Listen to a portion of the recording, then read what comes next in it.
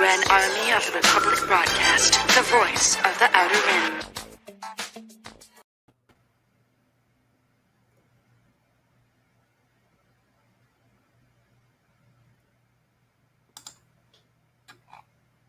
Well, I don't know why it's not showing our faces. I don't know either. God damn it. It should be showing. Well, we know. Oh, I know why. I know why. Ah, there, I left the overlay on. There we go. Ah, there you go. Okay, fine. That was the problem this entire time. It's like, wait, why are we not here? It's like, oh, the overlay was still there. All right, then. Little Devil and the others said they were going to be here, but I guess they're running a little late. Right. Hi. Hello, Mark in 3D. I do smell Star Wars 2. Zofrats, always good to see you. Demon of Thy Sword. And I can't say who else is currently viewing. But today we are going to be watching some behind-the-scenes videos of Star Wars The Clone Wars. I've been watching them with Smudboy and Little Devil, along with Lord Dunn and Voice in the Radio. I think they'd already seen Clone Wars before, but this, I guess this is more just to show Smud and Lit Dev more than anything. Yes, we don't know all the information behind the Clone Wars. We watch the shows, or not all of them, but most of them. Most of the episodes, yeah. Yeah, a lot of the better ones, I suppose. And it was entertaining. It's a good little show. Nothing wrong with them. So here's a little bit of a sneak peek behind the making of, or is it the director's cut? What is this exactly? It's the making, or also they'll just behind the scenes featurette. And I had the video here earlier. Demon of Thy Sword. Can I find you on Discord? Okay. Oh, God damn it. Let's see if I can find you in Smudboy's channel. I can't find you. I don't know how to contact you, Demon, so I'm not quite sure how I can get the link to you. I don't know. Do we wait for Lit Dev and the others? Oh. They should be popping on soon. We have Dunn and we have Voice in the Radio, and they both have their own custom clones made by Kylie Arnard, one of the great artists and a great friend. So how are you doing, Dunn? He dead. He's dead. As soon as he enters the stream, he's dead. How are you doing, Voice? The droid's got him. I'm doing just fine, thank you. I'm a little far away from my mic. Give me a moment. Hello, Blue. What's up, boys? Lovely Hello. Lovely to be here on the Shiny Show. It's the Trooper's Den. It's not The Shiny Show. The Shiny Show is something completely different.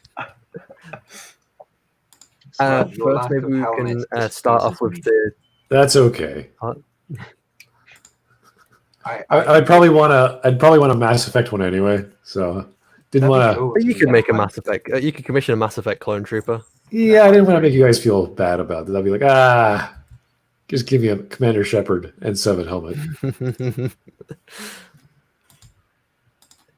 Well, the first one is behind the scenes of the Ahsoka versus Maul in see if I can the season 7. On this helmet. I don't like the plain white. Kenny, fuck, I can't even pronounce that. Ken. I mean, I would like people to be able to join, but I don't know how to contact anyone. I can't really just give it off. I'm waiting for a Lich Devil as well. He said he was going to be here, but he's always not active on Discord every now and again. I think I'll make sure I know what I'm doing when it came to sharing screens. You just have to make sure you also share the audio. So, can everyone hear it? Yes. But I have urgent information. I can indeed. Hope you also enjoy the Lady Bo-Katan and I have like the located backgrounds a and the renegade logos Sith and Lord stuff and the bomb. intros, because I spent about 20 quid on it in a month. We believe we can capture him.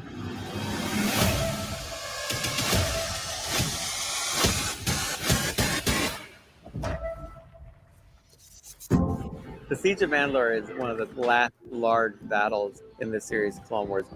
It's all about explaining the final climactic Yeah, Dave Filoni, never without his hat. effects in the Clone Wars. And He's got to how have that his hat. time It's period it's parallels iconic. and crosses over Respect it. into the Sith. The fans have been clamoring for it ever since we stopped making Clone Wars. They've been so loyal. I just want to make sure that we could do it to a level that they would feel was honoring Clone Wars the right way. And I think we've done some of our best work. I was hoping for Kenobi. Why are you here?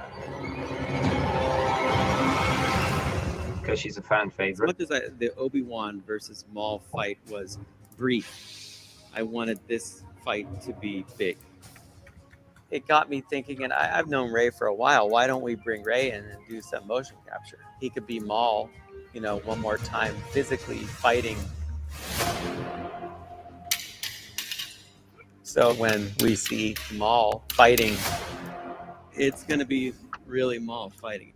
Amazing to play Darth Maul again. That's cool. We've just been hitting it hard, coming up with some new stuff. It's been really nice. We're trying to do as much as we can, butterfly twists and flips and. I really wish I could see more of this, and I kind of want to see the Maul, the preview renders just from motion captures because I reckon it'd be fucking amazing. By the way, are you able to up the bass at all? Because it's kind of I don't know if anyone else is getting it sort of through their headset, but it sounds kind of grainy, kind of filtery. I don't know if there's anything I can do about that on my end. It's perfectly listenable, but it's sort of missing that sort of lower end tone to the audio. You'll find I have many qualities for you to dislike. And then I'm finally taking Ray's performance and Sam's performance and putting them together. To do that, though, I needed somebody that could, portray Ahsoka physically.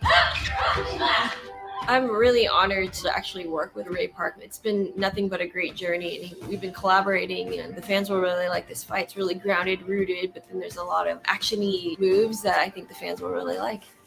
Lauren was brilliant at really honing in on this style of sword fighting. They say we hope the fans will like this. They actually care about the fans. Let's do the thing that fans like. Yeah, okay, we're going to take this thing and we want it to be done to a level which is going to be what the fans are going to enjoy. It's like, that's maybe the attitude you should have when going into make a TV show. Make something which people are going to enjoy. And this is the reason why, Dave Filoni's comments before kind of confused me a lot. The ones we covered on Lit Dev Stream is because he's often shown such a great love towards the fans rather than any kind of disdain, which Rian Johnson seemed to show. Yeah, Rian Johnson just seems like he's contemptuous of all fans. Not exactly the most caring. Yeah, unless they're of his type of fan, then he's like, yeah, you're cool. Thank you. Hey, There Demon. you go, Demon. Welcome to the Trooper's Den. Yeah, just let me know if you guys can hear me. Yep, that's fine. You are coming through loud and clear. Perfect. Quick, very acrobatic. It's hopefully one of the best fights we did, if not the best lightsaber fight. I'd agree. Well, I it's really thoroughly fun. enjoyed this Shooting lightsaber two fight. lightsabers. There's a timing, there's a beat. It's like you're dancing. You feel Hey, an Commander energy from the Dunn, other good to see you. Yep.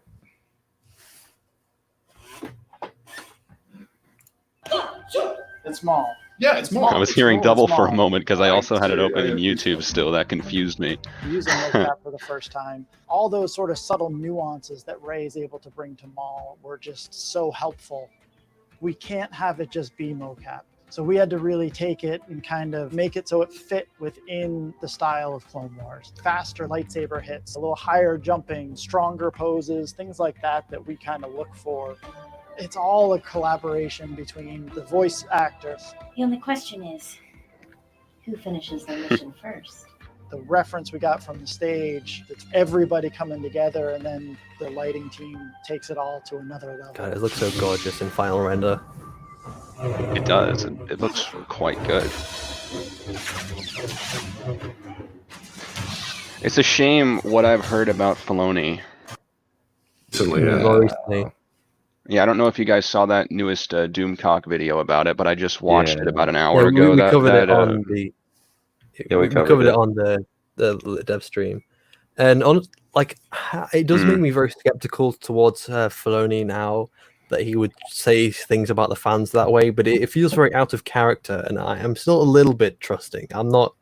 Hope is not completely lost. It was weird because it didn't align. I'm sorry, you were talking first. What was said? I haven't. He basically started shitting on fans. So and not to a crazy extent, but was more. I don't want to like misrepresent what he's saying by any means. I'm trying to think of some more. Well, specifically what he said, because I just watched it. Specifically what he said was he was talking about how he didn't like the way fans were angry about female characters, and that was honestly all he said. So he was basically bending the knee at a women's press conference, and it was very. It's definitely rubbed a lot of people the wrong way. Who said they didn't like a female character? I think apparently the fans. I think he was misrepresenting fans of the original Star Wars that were saying Rey's a Mary Sue. He was kind of shitting on them. Oh, I see. I think part of it, like, he's very, very dismissive. He's very dismissive more than like aggressively hateful, like Ryan. I agree. Like, but the thing about, sorry, I'm interrupting you again. No problem. No problem. I'll finish real quick and then you can go on. But basically, like Ryan Johnson saying, if you don't like diversity or anything or female characters, then screw you.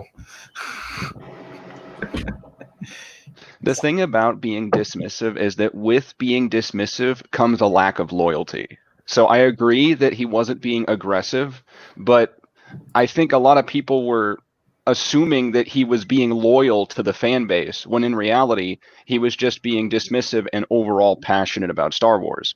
So then when push came to shove, that perceived loyalty showed its dismissive nature because he bent the knee. And that's another possibility in F Champion. Maybe he was just saying that to keep his job because, again, the higher ups can get pretty aggressive sometimes. Well, the only reason I dislike Ahsoka Tano is not because she's a female. It's because her personality at times is a little grating. And she has... Oh, no, they weren't talking about Ahsoka. I think they were referring to Rey. Yeah, they were referring to Rey, and they were referring to the main character from... What was that other one? The... Rogue One. Yes, Rogue One. He was referring to Rey and Rogue One. He didn't say anything about Ahsoka. It's very unlikely to find anyone who enjoys Dave's work that criticizes Ahsoka. She's almost overliked. Like, I get it, she's a decent character, but the like not that great. Yeah, I don't know anybody that particularly dislikes Ahsoka because she's well written and she happens to check a box. So I think oh, go for it. I was hoping to finish this, and maybe we can talk a little more, and then put this important story that I really move on to another one. Sell down, to not leave that there with just plans and a sketchbook. It feels like a proper ending. It's so amazing that we're actually able to get this ending. I mean, I would have liked 2 full seasons instead of 2 half ones, but yeah. Yes, I totally. I would love so many more things I would like to see within the Clone Wars that we didn't get to see. The original ending for this for the series. Was it something on the lines of they crash on the planet and Ahsoka is chased by the survivors of the crash out into a forest, and then there's wolves. Yes. I remember the wolves in the forest. Dave Filoni likes his wolves, so Oh, originally yeah, the forest actually some of the what were perceived as tree trunks weren't tree trunks; they were like giant wolf legs. It was kind of dumb. But that's Dave. That's Dave Filoni. He's got this thing about wolves. It's why the wolf pack is his favorite. You know, he gave his favorite. He voices a bounty hunter. Yeah, his bounty hunter that he voiced gets a wolf. Yeah. His favorite Jedi, Plo Koon, his commander is Wolf, and he has the wolf pack. And Commander Wolf gets like a brand new helmet every season. He's a fucking fashionista. They joke, he's a trendsetter. The first episode with the version 2 helmets for the clones was also with the wolf pack. Pretty sure. I don't know. Man's got an obsession. Man's got an obsession with Ahsoka and wolves. He knows what he likes, and he likes wolves and hats. And lots of hats. And do you think here's the thing. Do you think Dave Filoni would be better doing the directing of all the Mandalorian episodes instead of just like he did 2 of them and then it was passed around? I think so. I'm not sure.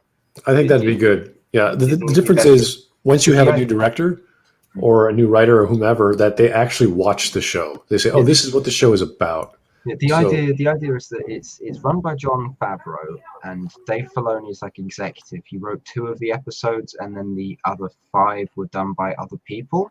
And I think for season 2, it's just going to be Favreau and Filoni, with maybe a couple guest people coming in to sort of throw their ideas around, but the stories will already have been written by Dave. Yeah, it really depends on the nature of the show. It seems to be morely episodic with a very light plot of people going from A to B to C, and that's kind of the idea of trying to get, I guess, Baby Yoda to wherever he has to go, or whatever the story. I don't even know the storyline, but in most science fiction, they hire more than one author or writer, or they bring on guest writers to do individual shows, and usually you get the best writing that way. With classic Star Trek with Harlan Ellison, who wrote Sea on the Edge of Forever. So you can get really good authors coming into Star Trek or Babylon 5 to make great episodes, so long as they understand the source material. They should be great. I'm trying to remember, what's the fucking show that they got the inspiration for Baby Yoda and the Mandalorian? Was it like the Young Wolf or something like that? It's a samurai. I think it was a samurai concept. Right. Lone Wolf and Cub, it's a manga. That's right, yeah. Yeah, it's one of the most famous Japanese samurai mangas ever. So yeah, it's definitely that inspiration. Do you guys like the background? I don't know if I can show it any better by removing everyone from the room. I like it. I like it a lot. I moved it a little bit too much. It feels like we're all in a lab or something. Yeah, it's not a lot. It's supposed to be some kind of I don't know, command center. It is a hollow table with like a corridor, panel walls from a Venator. It's very fitting. Well, I wanted it to be very like Star Wars themed, which is why I made the intro. Like even the whole the logo itself, it's got the Star Wars fonts and everything. I'll see if I can get an artist to like morph my character's head into a helmet. Well, I know a good artist if you want to commission. Sure. All right then. I've also got different clips as well. The ones that I sent LitDev like. The obvious question is, why did we do this? That never gets old. I'm the one responsible for that. You're the one responsible. That one makes me laugh every time. Well, I've also got a couple others that he does. Oh, I also got this one. Shut up, Will. The first time I laughed so hard. I think you were there for that. Well, I think you were there for that. Oh, fantastic! Hopefully, not going to get a copyright strike for that one. I miss Eccleston. Don't worry, I only have a couple. But anyway, now we're on to rookies. 5555, sir. We call him Fives. I'm Heavy. This is Echo. Looks like we got ourselves a batch of shinies, Commander. Shinies, sir? That's right. Your armor. It's shiny and new. Just like you. Rookies was almost a break in the schedule because Rookies features clones. And what's really, really nice about clones from a production standpoint is it's the same guy with a new hairdo or maybe a different facial tattoo or beard or something. It's up to the voice actors to sort of bring the different individual personalities out. Sentry, do you copy? Anything from the medias? I don't see him down there, Sarge. Our fantastic voice actor, D. Baker, brought him to life. Animate. Pardon? It's the most easy thing in the world to animate because you've just got the same asset and you just throw The same dude. You throw a different haircut and you get the voice actor to sort of raise his pitch by like a semitone, and there you go, entirely different character. Different accent, different tattoo, a beard. It's still pretty tough to characterize a person that looks the same roughly, sounds the same roughly, walks like all the elements of a character.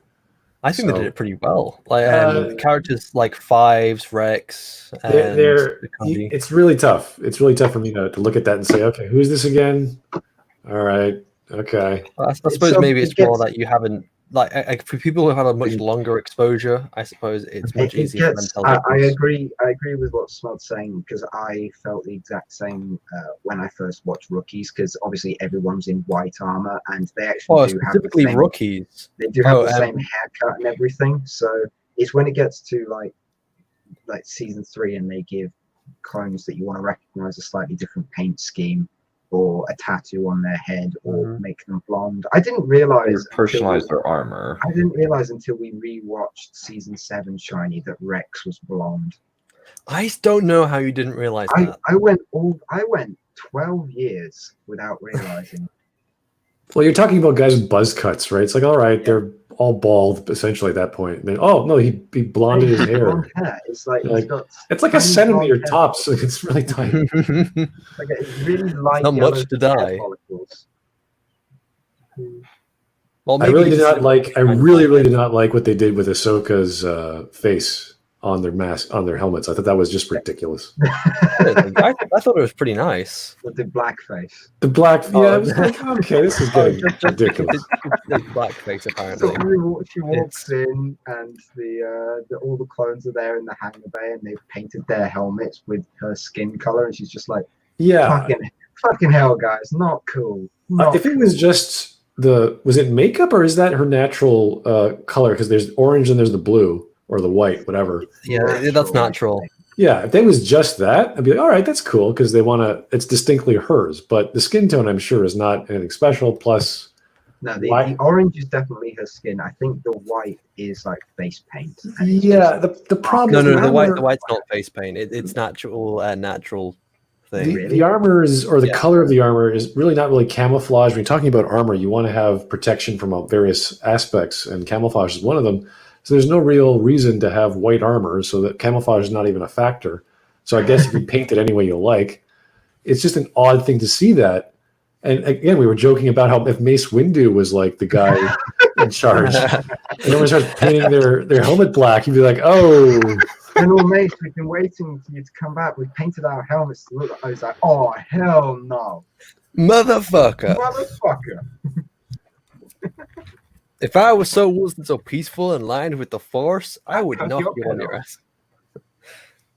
There's a few scenes with Jar Jar and Mace where he has that sort of look at Jar Jar like, oh, I got to deal with this guy again. It's like, mastering Mace, my humble servant. And it's like, with Jar Jar just the way he looks at Jar Jar, it kills me every time. He just looks like he's about to just scream or yell at him. Yeah, there's something wrong with the character of Mace when he feels not out of place, but he doesn't want to be there. He's like, why am I doing this? I'm so powerful.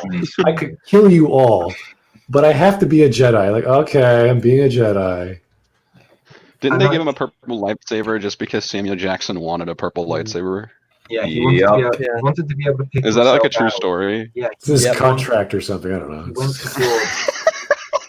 He made a demand to George for the Battle of Geonosis that he wanted to be able to spot himself in the Sea of Jedi, so he wanted a different color lightsaber because with the color purple lightsaber he can look and point out, hey, look, that's me. Despite the fact he's actually the only black guy in the battle. So you think Yeah, he's like the only black guy in the whole universe. Though going back to Smudboy's original critique, it's like, I suppose in Rookies it's a bit more difficult, but I was more talking about the entire season, the entire series, more than just in this one episode. Because this one episode they are pretty similar, and I suppose as they are shinies, it does make sense why they'd be pretty similar, at least in the beginning.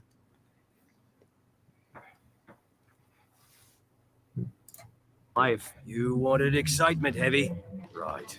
Ooh, meteor shower. Dee and I talk about giving each clone kind of a thing, and this is who they are, so that we try to make them very unique characters. One of them is just kind of really into his own books and studying protocol. I can catch up on the rig manuals. That's really maintenance clone. Leave him alone. They kept him in his growth jar too long. Justin Ridge does beautiful pinup art. Because these guys were alone hanging on a space station, I said, well, why don't you do some of your pinup girl art and we'll throw it on the walls. Like, these guys have nothing better to do. So we should, again, a personality for the clone. But I wonder how that would fly in modern day. That's the that's the jerk off corner over there. It's where we hang the pinups.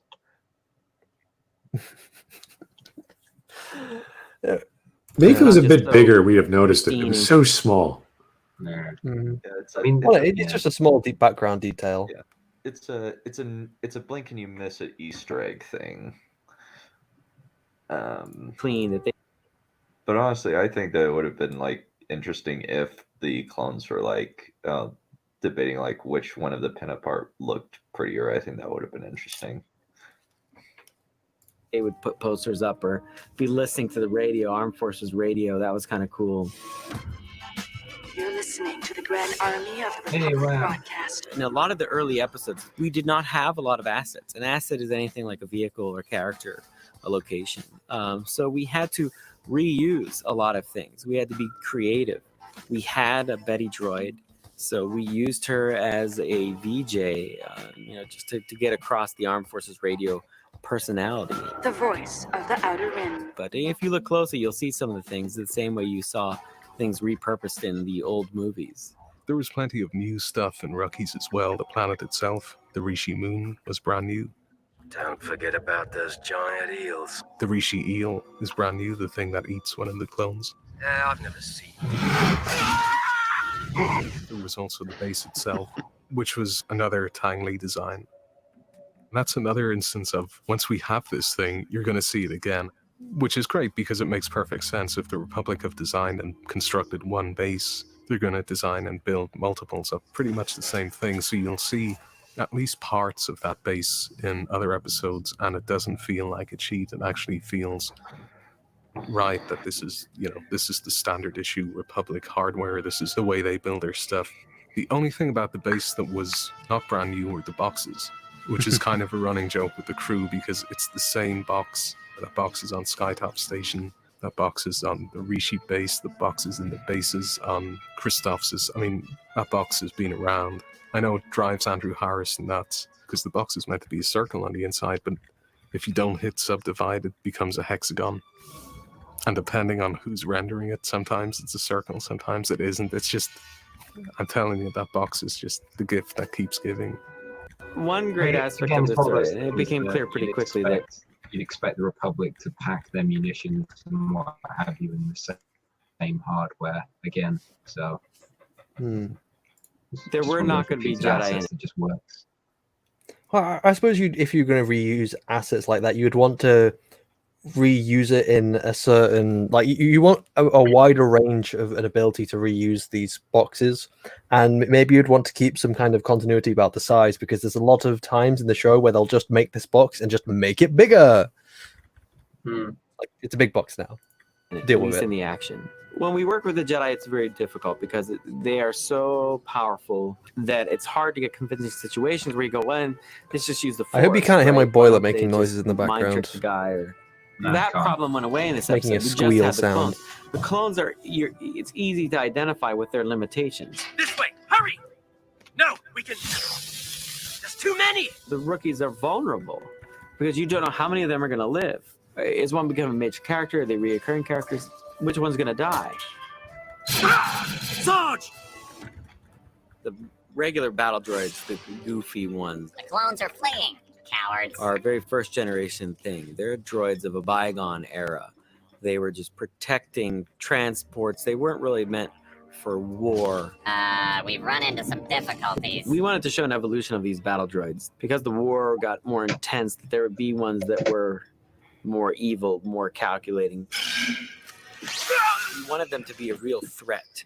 We wanted to know that there was peril for the clones, for the Jedi when these guys were around. The Commando Droids in Clone Wars are very consciously a hybrid of the standard battle droid and a super battle droid. Great design. Oh, I love the Commando Droid design, and when they Yeah, put them in Battlefront 2 as well, they were really fucking fun to play. It's a really clever design, and I feel it works so well. Like, along with the sound design and like just the look as well, you look at it and it feels and it instantly looks separatist. You can easily identify it with a mix of the B2 and the B1, just as they're saying. Yeah. There's certain ones that you look at and you just think that doesn't look like a separatist droid. Like, you know, those big ones with the giant cylindrical heads. Mm. They don't really look separatist at all. They just look like someone's designed a droid. But then there are ones that look like there's been a conscious effort sort of to create them to look like a thing that would be manufactured by this company. Their proportions are more human. They can talk and change their voice. Open comlink channel. The main point with the Commando Droids was that they could credibly fit inside clone armor because they had to be disguised as clones. I have a bad feeling about this. For the most part, it works fine. There's one problem. Commando Droids only have 2 fingers. But there are scenes in the episode where they're wearing clone gloves and have 5 fingers. Commando Droids magically somehow grow 5 fingers when they put on clone. Well, something they could have done is they could have made like if they made it like a physical detail on the droid where they can make the hat like the fingers split apart.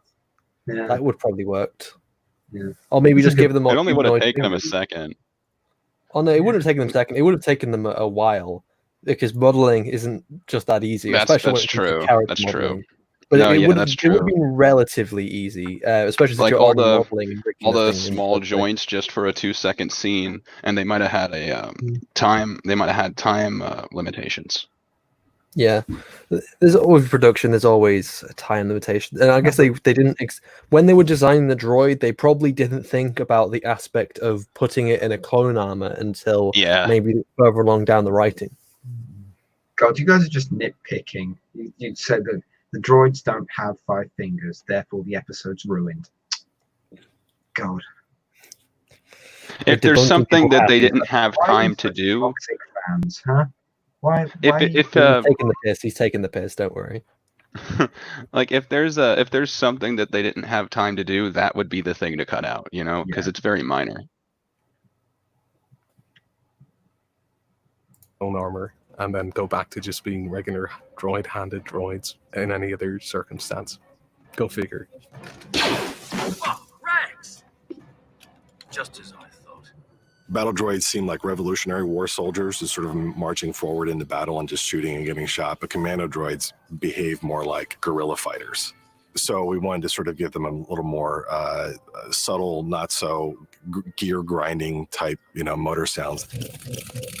It is a great sound. Their sounds sound intentionally subdued and muffled, to sort of give them a little more of a quiet presence. They're obviously more intelligent. They're substantially faster.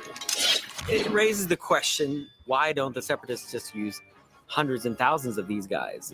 They would win the war rather easily. And obviously, a more sophisticated droid is more expensive to make. It's harder to manufacture. But in the episode, if you watch, they're not invulnerable either. They lose the base. And then actually a larger squad of regular battle droids actually takes the base back over. We can't protect the outpost long against that army of clankers. So it shows you that while dim-witted, the original battle droids are still a threat. Fall back to the opposite now. Move! At the end of Rookies, there's the clone that sort of stays behind as the base is being raided towards the end of the episode. Oh, yeah. And he's got that Gatling gun. his gun jams on him, and they've rigged the place to blow, and all the droids have kind of come in, and just as he's going to go to blow the thing up, he gets shot, and then we kind of like go out of the music at that moment, and then like sort of all you hear is his heartbeat. Do we take prisoners? When we get those moments, we really like to you play that up to really just focus in on what's happening. Click. I don't.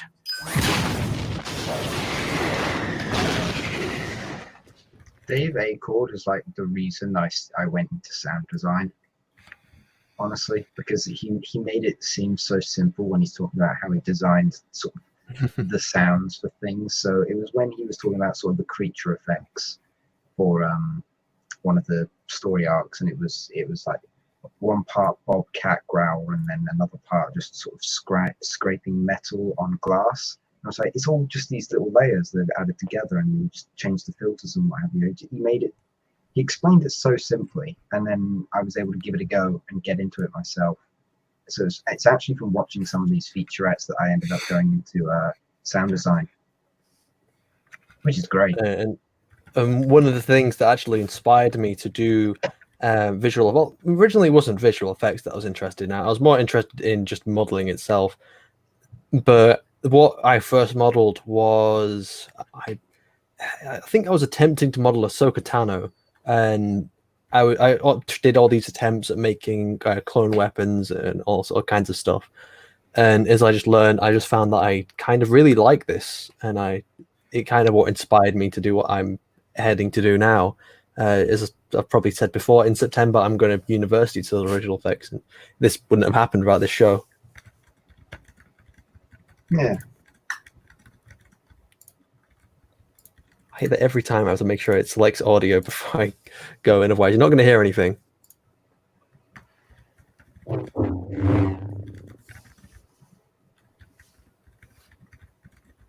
Yeah, hi. I had a question referring to the possibility of a TV series. Like, what were your feelings about that? How far is it in the future, if it'll ever come? We are, as you know, doing, we started our little pilot TV series with Clone Wars. And we are now going to move that into a 3D animation. 20 minutes.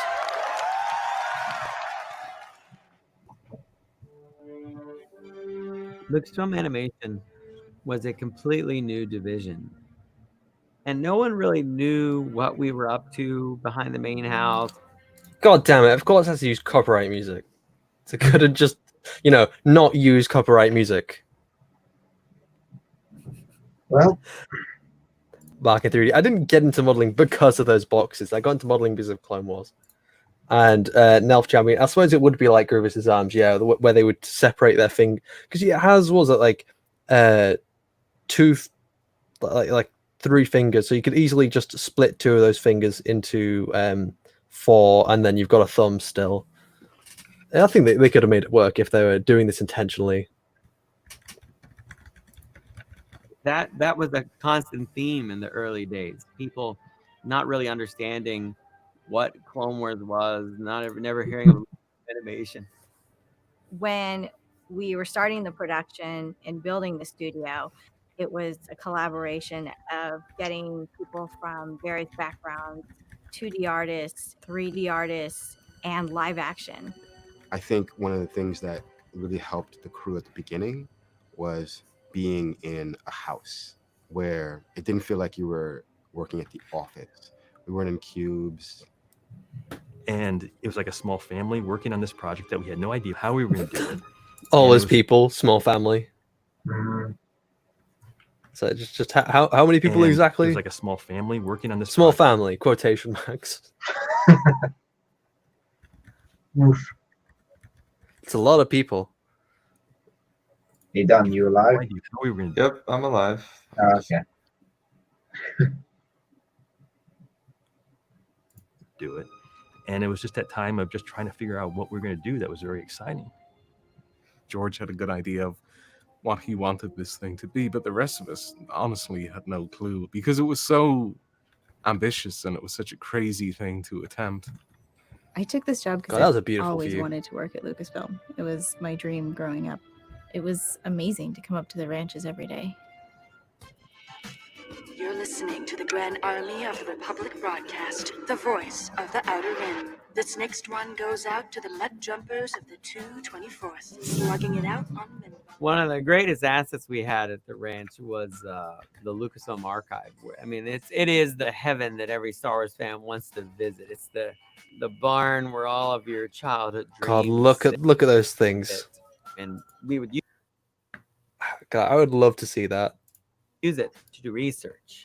Seeing all that stuff in person is just, it's amazing. Seeing it in photographs is one thing, but actually being able to pick it up and look at it, it's really helped inform a lot of our design. You know, we used to try to go down there for anything, any little otter end to the archive. You know, you just get in touch with that nostalgia, the reality of it. I mean, we honestly were researching, but it was awesome. You know, it was interesting. Rob Coleman turned up. He was going to kind of help us with our beginning animation production unit. So it was great having Rob there in the beginning. He was a great mentor to me in the early days as far as just how to get used to George and communicate with him. And I remember we were going into our first big review of what the character design was going to look like with George, and that was basically the drawings of the character design sense for the Clone Wars, and then Darren Marshall's maquettes. And I'll never forget in that first review, George said, "This is good," referring to the drawings. They looked at Darren Marshall's maquette. And this is something that really informed like the whole art style of Clone Wars, where it has this sort of like, it's built with sort of like a painted clay look, and it's quite appealing to me now. I kind of like it. It's kind of like plastic dolls, really. I'll try to be triggered by that. You don't have to make a model, okay, to actually draw and model it inside a 3D system. So this is overkill, I think. I think it was pretty interesting. You didn't need to go for this effort, but I'm curious about why they did.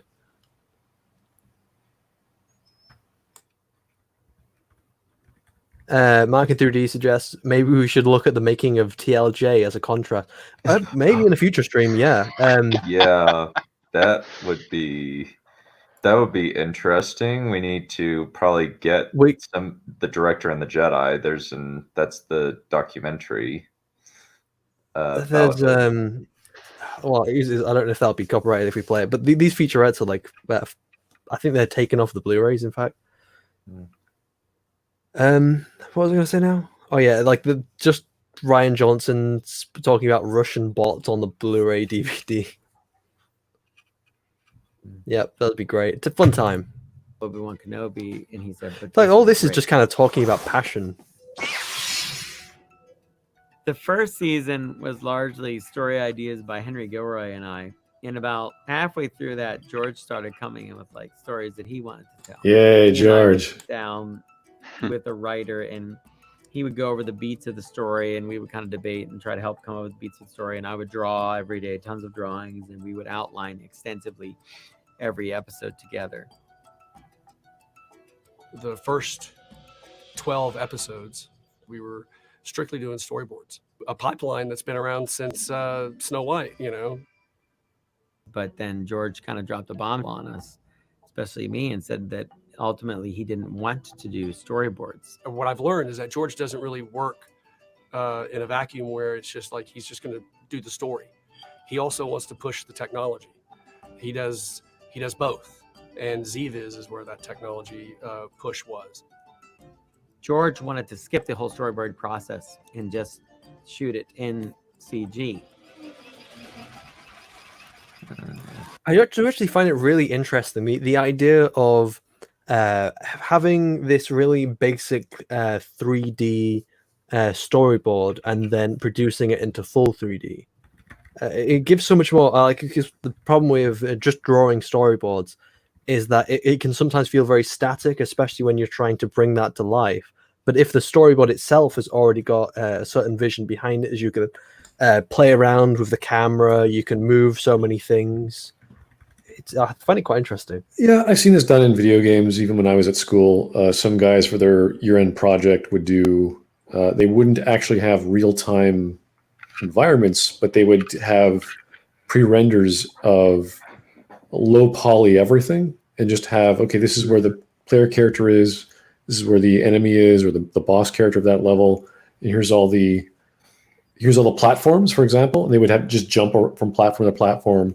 It would be like a 10-second clip of just showing the level, and that would be their presentation along with what they were talking about. So it's a pretty simple thing. I guess it saves time, but you're still using a storyboard, whether it's in the screen or on the page.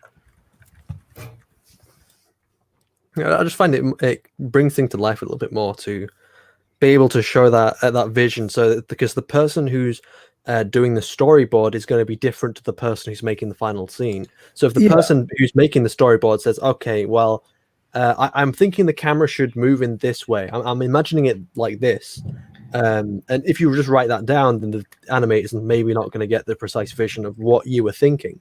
Right. But this gives you a bigger example of what you want in the scene in specific places, and allows for the person who's writing the story to create a much better detailed idea of how everything's supposed to be. It could lend itself to better video or better video frames or scenes, but generally I would say that a keyframe that is really fleshed out, and that could be using the computer software to do that, is probably better. The same way an artist can give a rendition of a scene. Let's say for a video game, there's lots of great artwork, even from games that aren't that great, like Mass Effect Andromeda. You have all this beautiful artwork of one scene. It's like, oh, now I can base an entire level off that cut or that frame. So it really depends on what you're building and how it works on the screen. So using the actual low poly, low render stuff to simulate a storyboard is great, because you're going to get to that stage anyway, and may as well start there. But is it faster? I don't know. It depends on how. I'm not thinking in terms of speed. I'm more thinking in terms of outcome. Yeah, it's possible. Like, you really have to go through that process. And I've never done it myself, because I prefer keyframes and just drawing from there and then building something off that. So the vision is more important than what technology you're using. I just guess and assume that because it's a prototype, you can use it within the same system and then actually build on the prototype. Like you're building something in piecemeal. Like it's just, okay, now we're going to add an 800 poly model. Now we're going to add a 2500 poly model. You and then add more detail to the render. Right. Yeah, it's like an interactive model of what you're going to be doing. I'm a little new at this stuff, so I have a question for both of you, actually. When it comes to 3D modeled animation, do you prefer to work with software that a lot of games use, particularly fighting games, where you design the keyframe and then you design the next keyframe and then the software fills in the gaps? It depends on the animation style. You're talking on 3D or 2D? When you talk about fighting games, yeah, three-dimensional. I guess most, if you talk about the animation themselves, most animation is being done by keyframes. Even motion capture itself is using keyframes, unless you're talking about letting the computer generate in between the keyframes. Right. Which yeah, that's what I'm talking about. That's pretty common. It's basically a version of motion tweening, but you're taking an animation state and you're saying here's the full let's say a walk cycle, and it's not the full walk cycle, it's just a full extension. The software will fill in the blanks, but it's not. And make it fluidly go between them, right? It will make it normalized, but it won't make it. I'm actually asking. This is a genuine question because I'm new at this. So the way you can do it is there's in between. So you put in one position, you put it in another position, and it'll go between those two. By default, it will often create an auto link in between them, which will usually be a kind of curve. So it will start off slow. And in the middle it'll be fast, then it'll end off slow again. But you can also change the way, because it's the way it moves in between these two keyframes with the curve. So you can make it just go one to the other without speeding up or slowing down, or you can control the speed in the middle of these two keyframes by just controlling that curve. Yeah, when you're talking about like a 3D engine for a game, I'd say maybe 10 years ago, 15 years ago, they weren't doing the connection between animation states. So let's say a standing animation state, like an idle pose, in a walking pose. Like there would be no in between. It would you just go boom, one to the other.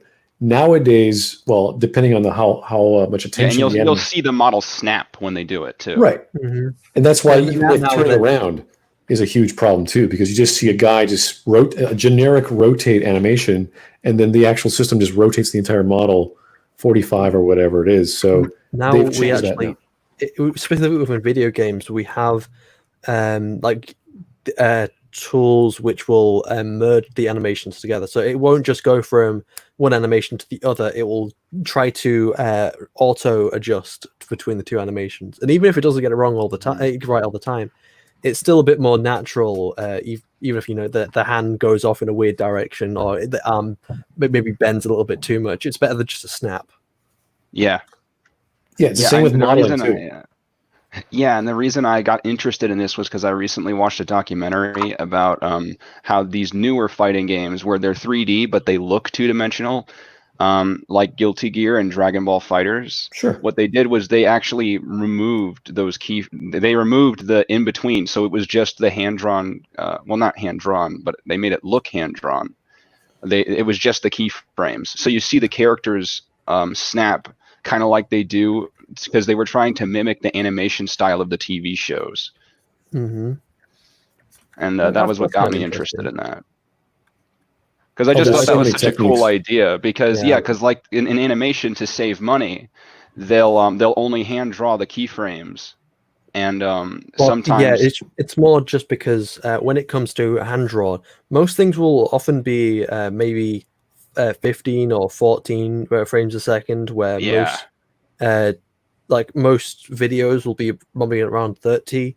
I don't know, it depends if you're watching a YouTube video, but gameplay will usually be about 60 unless you're, I don't know, playing on PlayStation or Xbox. Mm-hmm. Yeah, there's all sorts of basic stuff even in the standard animation kits, like in 3D Max. They have biped kinetics and some ragdoll physics for gravity and what have you.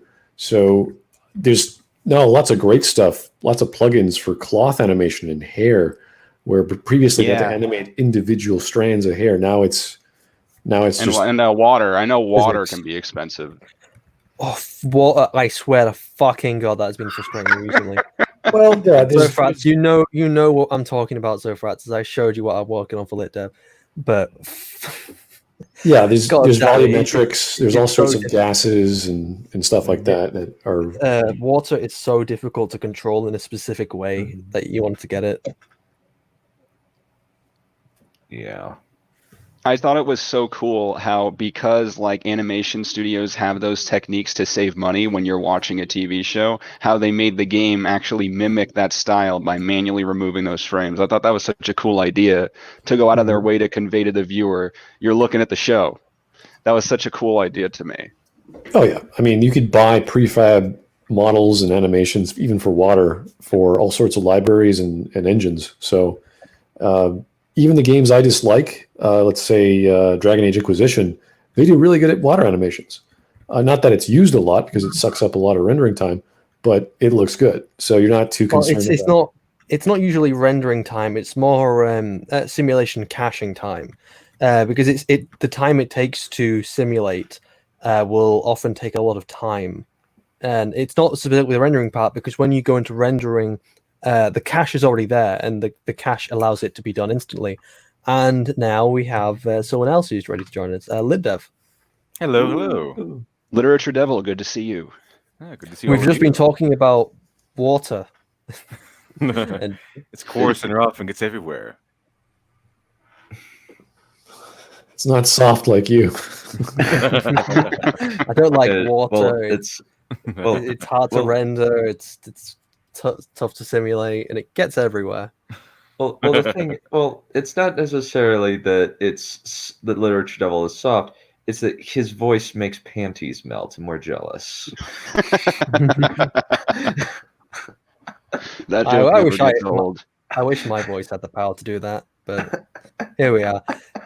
Anyway, the Devil, how'd you like? I guess I'll make it bigger so you can see them all. How'd you like Voices and Duns custom helmets? Oh, it looked very nice. Oh, they have custom helmets. Yeah, it's like I know an artist, and she was kind enough for a small commission to draw these helmets specifically for Voice Undone. That's awesome. Yeah, if you could actually link me to that artist, I'll actually go ahead and do that to get a little custom helmet for this guy here on this avatar, whatever you want to call Right. it, just for fun. Yeah. But I guess now we will continue with what we were watching. Let's do it. In retrospect, that's when we really hit the ground running. That's when we really picked up steam. It might have taken a bit of time to get there with the transition, but really in retrospect, it was a great thing, and things got a lot smoother after that. The beauty of Ziviz, from an editorial standpoint, is that we get a fully realized environment to work in. We didn't need to guess what was trying to be represented by a storyboard.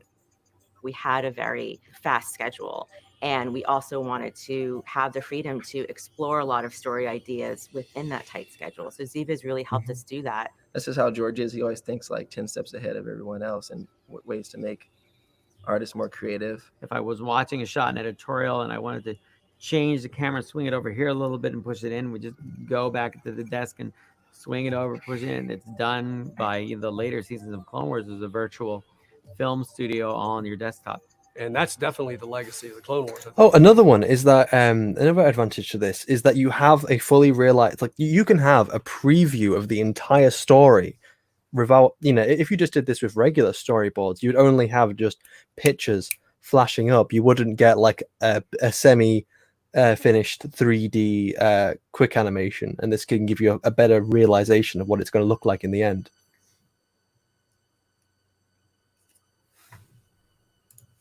This point, which is when you really watch the Clone Wars, especially when we were hitting our stride at season 3 all the way to season 6, you're going to see something that you really rarely ever see in animation, which is a live action sensibility.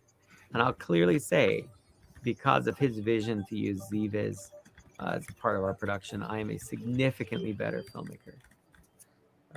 I'm not sure that's all that's working.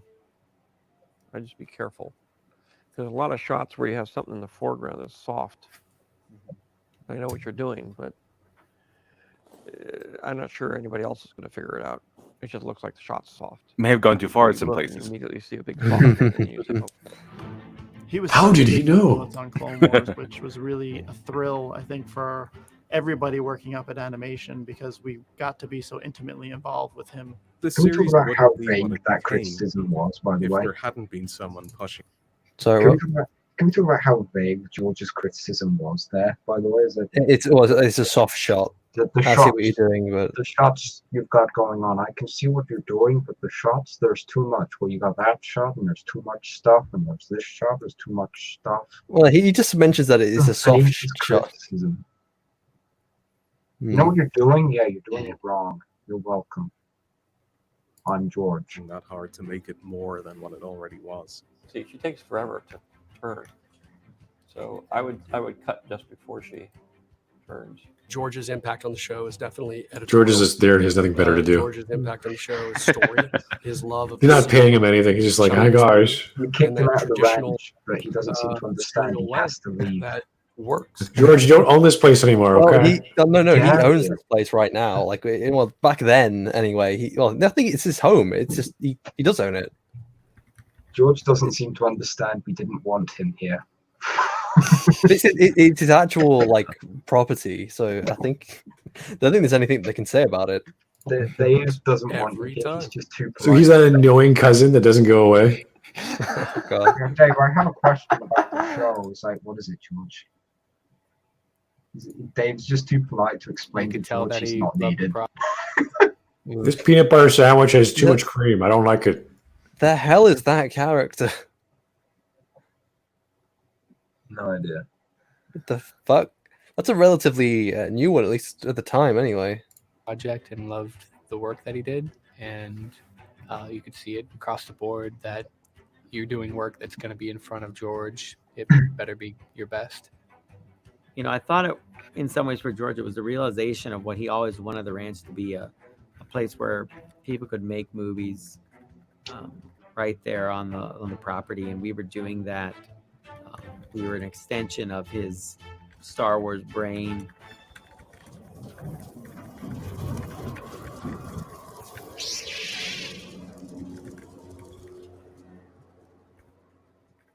Take a second off.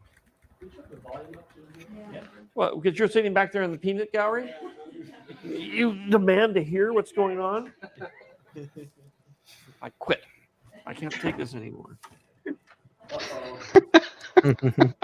You know, I really respected that history. Not I even felt not even joking. the connection between that building that we were in. And on that day, the he entire signed over the Francis rights to property Lucasfilm. and the making of Star Wars. You know, and I think we really felt like we were a part of that continuing story. And I felt it was really important that we worked on the ranch and that we tie aspects of the ranch itself and the people there to the show, as had always been tradition in Star Wars.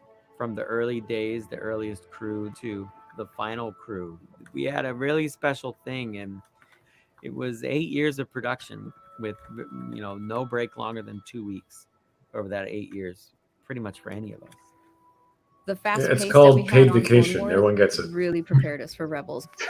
It's not really an exaggeration to say that you couldn't make Rebels if you hadn't made Clone Wars. Just the amount. Oh, of that's sort of such a lessons horrible thing. learned No, and all the in my experience. mind, I care more about Clone Wars. I don't care about Rebels. Fuck, do whatever the hell you want with that thing. I don't care. Why And Rebels Filoni- seems like a downgrade to the Yeah, Clone it is. It's Wars. like Especially when it's you look at actually Season 7. it's actually got so little budget compared to the Clone Wars. Hell, even season 7 had so much a bigger budget because it was the problem is that I think Rebels at the looked time plasticky.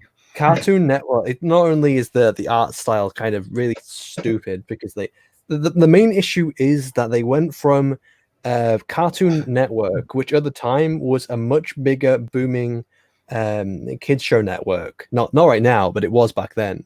And Disney XD was relatively smaller, and because of that, the time that they were being given, they couldn't give it the money which it had previously or when it was on Cartoon Network.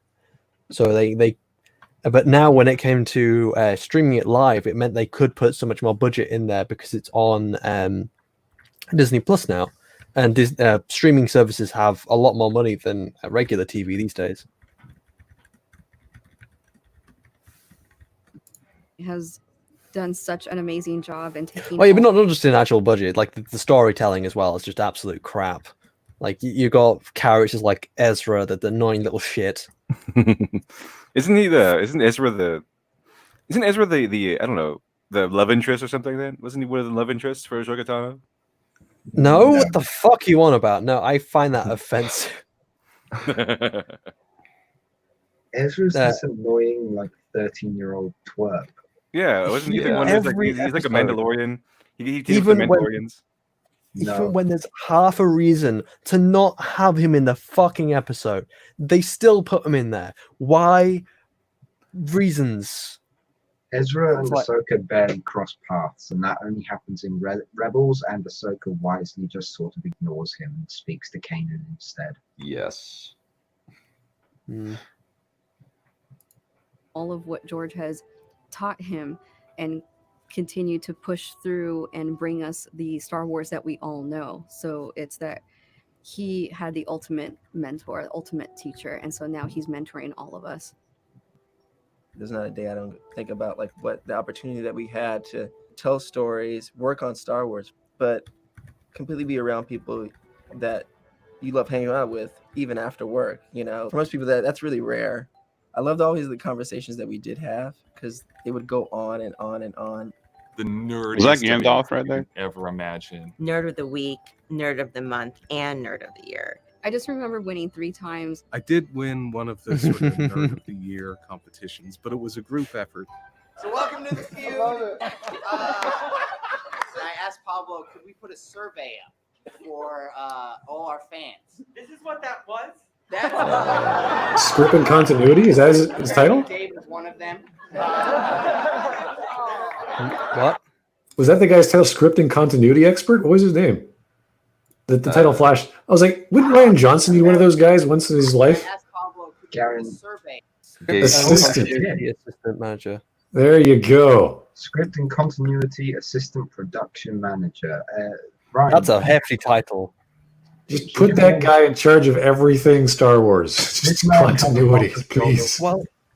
Well, they were supposed to have something very similar called the Star Wars Story Group, but Wasn't that Pablo didn't. Hidalgo? Pablo Fuckwit. That's what I call him. Pablo Hidalgo, yeah. Yeah, Pablo Hidalgo. Was again the continuity expert, so forth. But every The time problem- Ryan and JJ would present this thing and be like, "Hey, Pablo, does this contradict anything in Star Wars previously?" Pablo would just go, "No." That's No, why I think that's why the hyperspace ram got approved. Yes. So Ryan the thing is, said, when it comes to the films, they couldn't do anything. They were pretty much told that they had to let anything go through the films. They couldn't touch the films. But when it came to other media that Disney didn't care about as much, they were the police on that media. And some behind the scenes leaks, which I have managed to get my hands on, were talking about how they also acted as a police for shows like Rebels. So they often would say, "You can't do this in a kids show. You can't do this. You have to think. You have to make sure this is still suitable for a children audience. You can't have something too mature. You have to have Ezra in this episode because you can't have an episode about Ezra, or you can't have X character because they're not going to know who they are." So basically, acting very overbearingly towards any other media other than the movies. And when it came to the movies could do whatever the hell they wanted. Mm-hmm. Kind of micromanagey. It's why Rebels suffers from the same problem as Steven Universe, that everything has to be seen through the perspective of the main character and you can't break away from them. So they shoehorn Ezra or whatever stupid Steven into every episode, even when he has no place being there. Like he had no place being in the Twin Sons episodes, and you look at some of the story ideas they had for the Twin Sons episode, and oh my god, the idea of Maul wandering through a desert aimlessly when he's trying to find Obi-Wan, and he's having all these visions of people he's killed or people he's known, like seeing Mother Tamsin, who was revealed to be his mother in a comic. Which was supposed to be an unfinished episode, but we never got to see it. Which I would have preferred to see rather than Mad Sisters. And you get to see what's his name? What's it? Satine, who he killed, and his brother Savage Opress. And you don't. All you need to say is that brother or their names, and then they're going to know who they are. You can do this with writing. You can just say who they are in the story, and then people know who they are.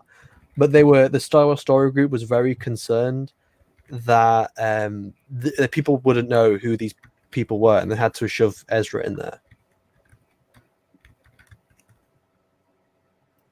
That would be fantastic. Just having Darth Maul encounter all the major aspects All of his the past. sins, yeah. Yeah. Well, and then what would happen at the end?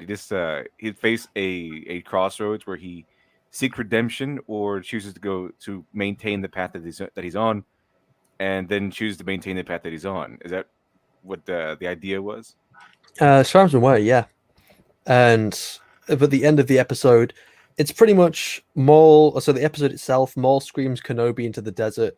You run around with Ezra for a little bit on Tatooine. Ezra finds Obi-Wan, and then after Ezra finds Obi-Wan, Obi-Wan tells him to piss off, and then there's a final confrontation between Obi-Wan and Maul, and then it's pretty much 2 hit down.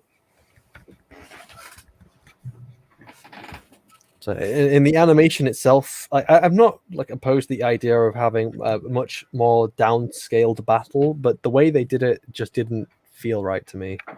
Mm-hmm. They didn't do it okay the way they did it. For all our fans. This is what that was? That's apparently Dave was one of them.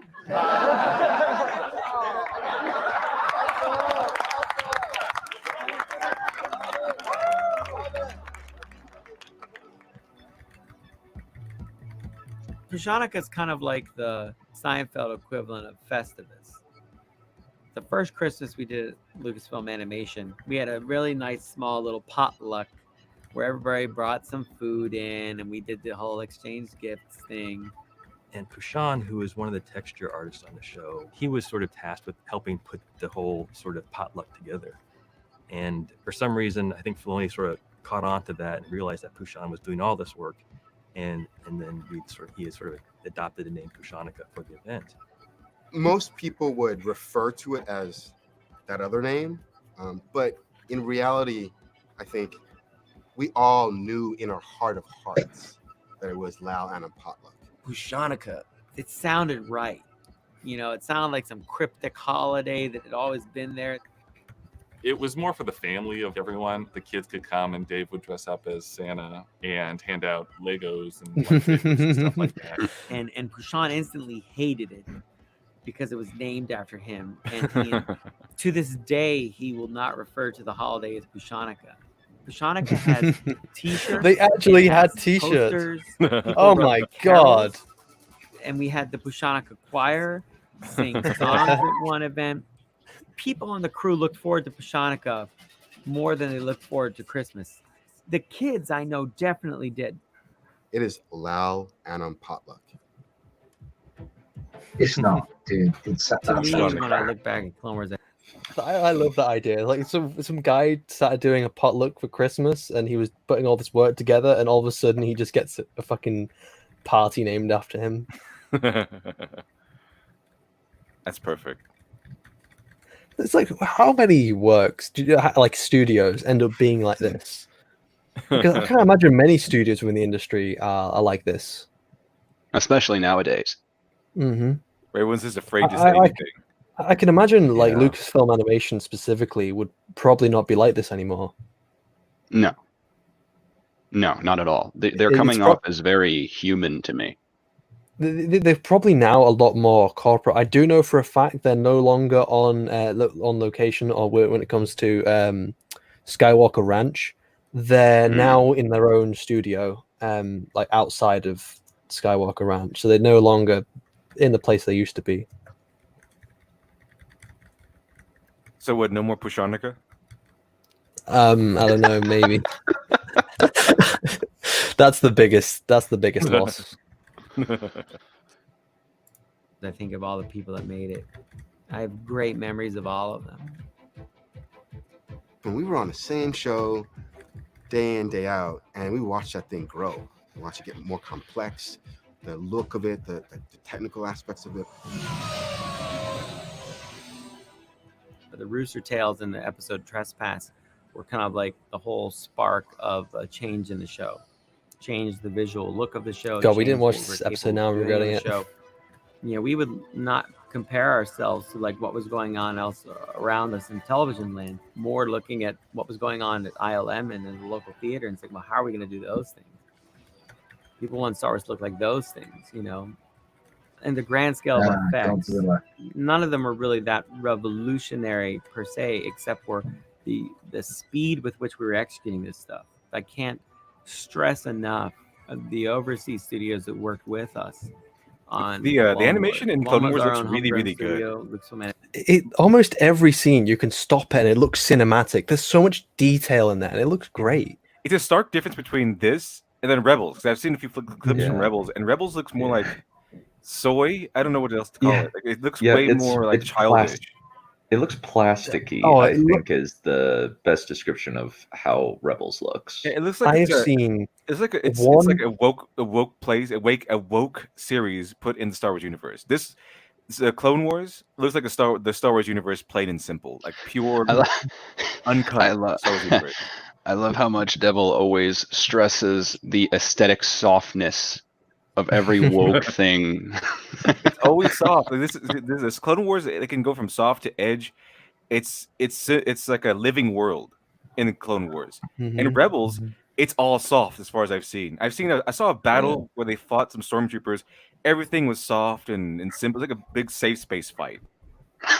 Might as well just be using pillows. If I had the unfortunate, 'cause I saw a clip from Resistance, which is the other animated show they attempted and then got cancelled.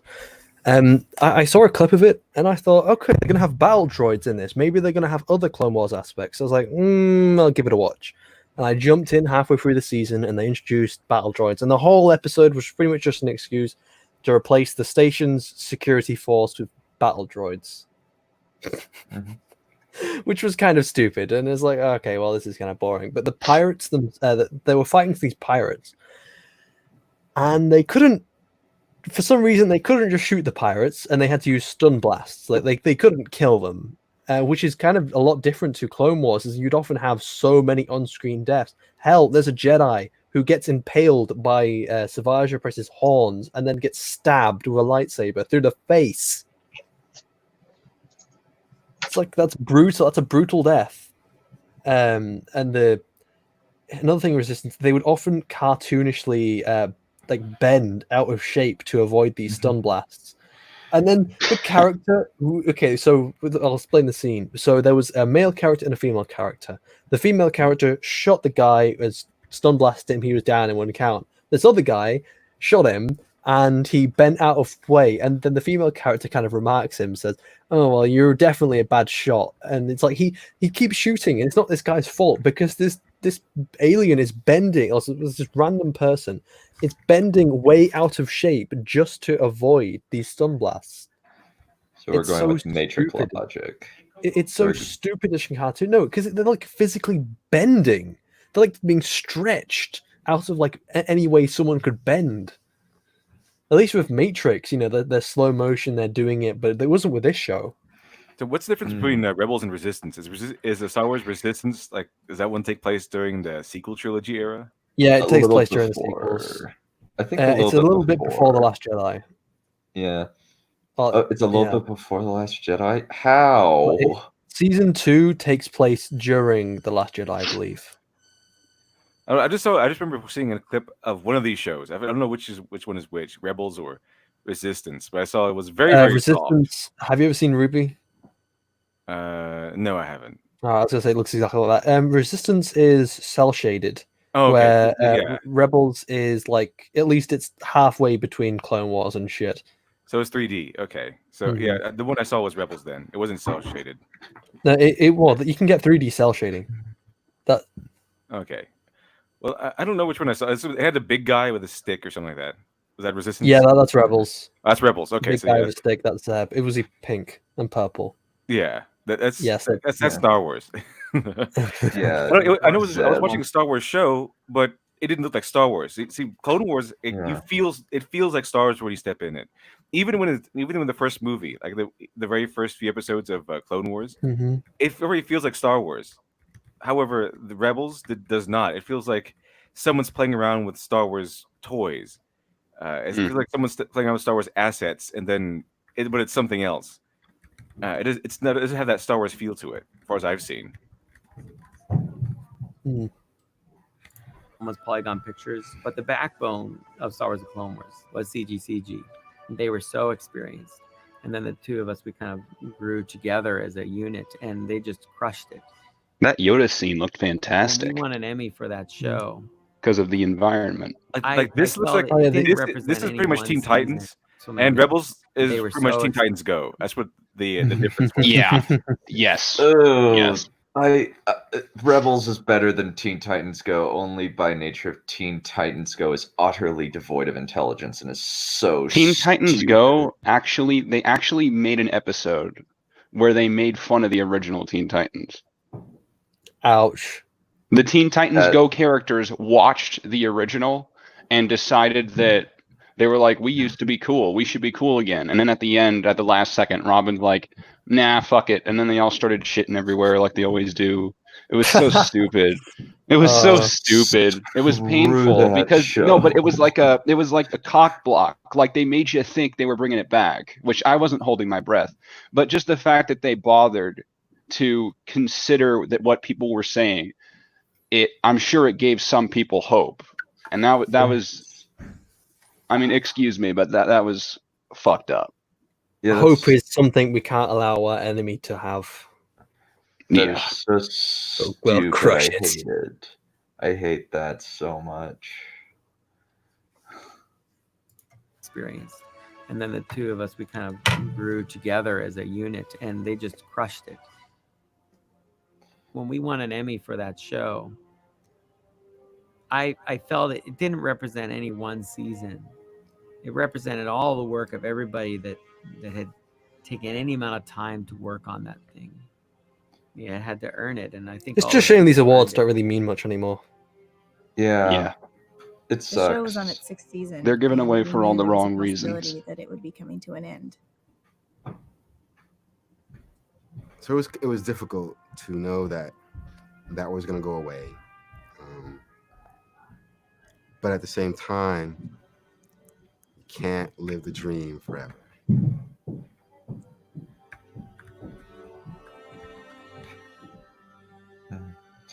It's amazing how character building that show was. Oh, I for love me, Joel. Joel's amazing. And how it was for other people that made it through that production.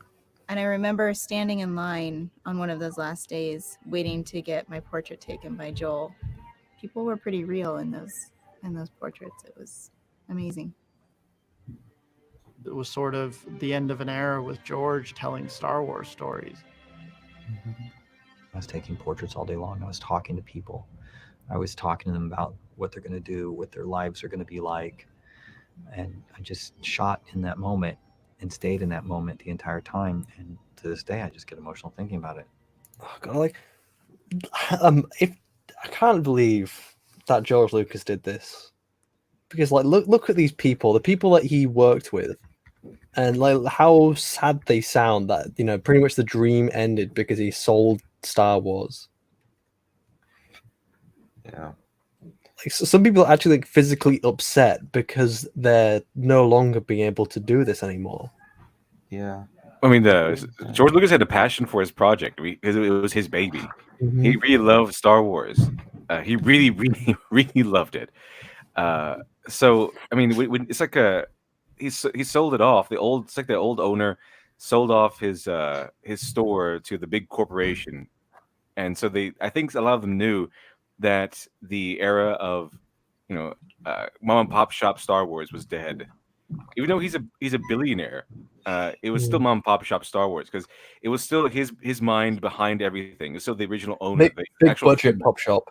Yeah, pretty much big budget pop shop. But when they gave it to Disney, we get what we get now. It's no longer one creative heart behind the productions. Now it's by committee. It's whatever's going to sell, whatever the marketing team says to do. That's what they do. Not I don't even sounds cool. I Just don't even Mark and know 3D, yeah, George was led to believe that Disney would continue his work according to the diary. Was it like the book by Bob Iger? I don't even know if the worst that Disney has done with Star Wars is even committee based, since The Last Jedi does not feel like it was made in a committee.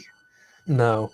It feels like the insane, cobbled together ranting of a sociopathic narcissist. Pretty much, you get made by committee and or a venture run by a psychopath, an egotist that just wants to tell his own story regardless of what. This is what you get. You can see this not just in Star Wars, but you see this with Marvel Comics. You see this Star Trek.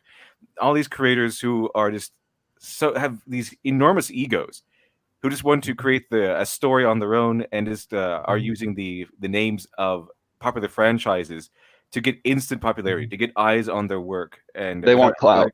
Exactly, without giving deference to the actual franchise at large. Yeah, and it seems as though if they actually went with the market, they would actually make more money, since it seems as though the committee are just making bad decisions or focusing on the wrong markets. They are willing to sacrifice business for clout, so long as it doesn't modify their personal lifestyle. Yeah, once it starts becoming their problem, then it becomes a real problem. But if it's not their problem, they can still get paid on it, still get recognition. Then they don't care. Mhm. It's not a problem because you saw this with Marvel creators. I was They would just say- about to say that. Yeah, it was a big deal with Marvel creators because they said, what was it? If you don't like my politics, don't buy Don't my buy book. my book. And then But they the came crawling right back the moment it got difficult. And the thing is, it wasn't their book that they were selling. It was Marvel's book. It was DC's book. It is they happened to be on the project. They happened to be the writer behind it, the artist behind it. So The when they were obvious saying question is, why did we do this? exactly, so ultimately, when it That came, clip follows us around. Well, I gave it to Lit Dev in the first place. so ultimately, when it came down to selling comic books, when it came down to creators saying, telling customers, "Don't buy the comic books that I make," it's not. It wasn't an instance of these creators saying, "Don't buy my comic book," and I take the hit for it. It's don't buy the comic book I'm making, and then Marvel just takes the hit for it. So that's what I mean by it's not a problem until it becomes their problem. So they didn't. It wasn't a problem for them to say their comic book only selling, going down in sales by 1,000 every month or something like that. It's not their problem. It's the company's problem at that point.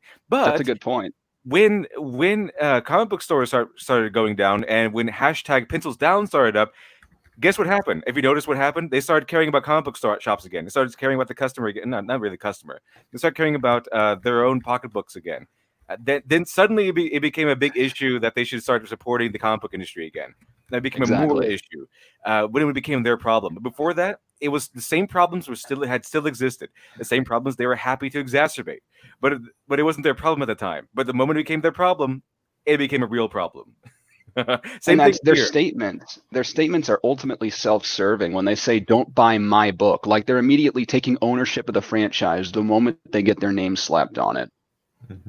Yeah, the egos became fairly large and fairly inflated because I'm writing Daredevil, I'm writing Superman. Oh, they're not. They're what they. I think I forgot who it was. I think it was like Bendis or somebody like that. I read a book where he talked about comic books, and he mentioned the term, as I always mention, comic book famous. They think they're not comic book famous. They think they're actual people doing big things in the world. They think that they are much bigger than they are. Like they're movie stars, they're superstars, but they're not. They're It all reminds me of a certain Will Wheaton. Yeah. When he tried to take on PewDiePie. PewDiePie, he's the king of YouTube still. Even though T Series messed him up, PewDiePie is the king of YouTube. What is Will Wheaton? Some has-been actor. Yeah, it's like Will Wheaton trying to take on this huge monolith. It's pretty strange. Shut up, Will.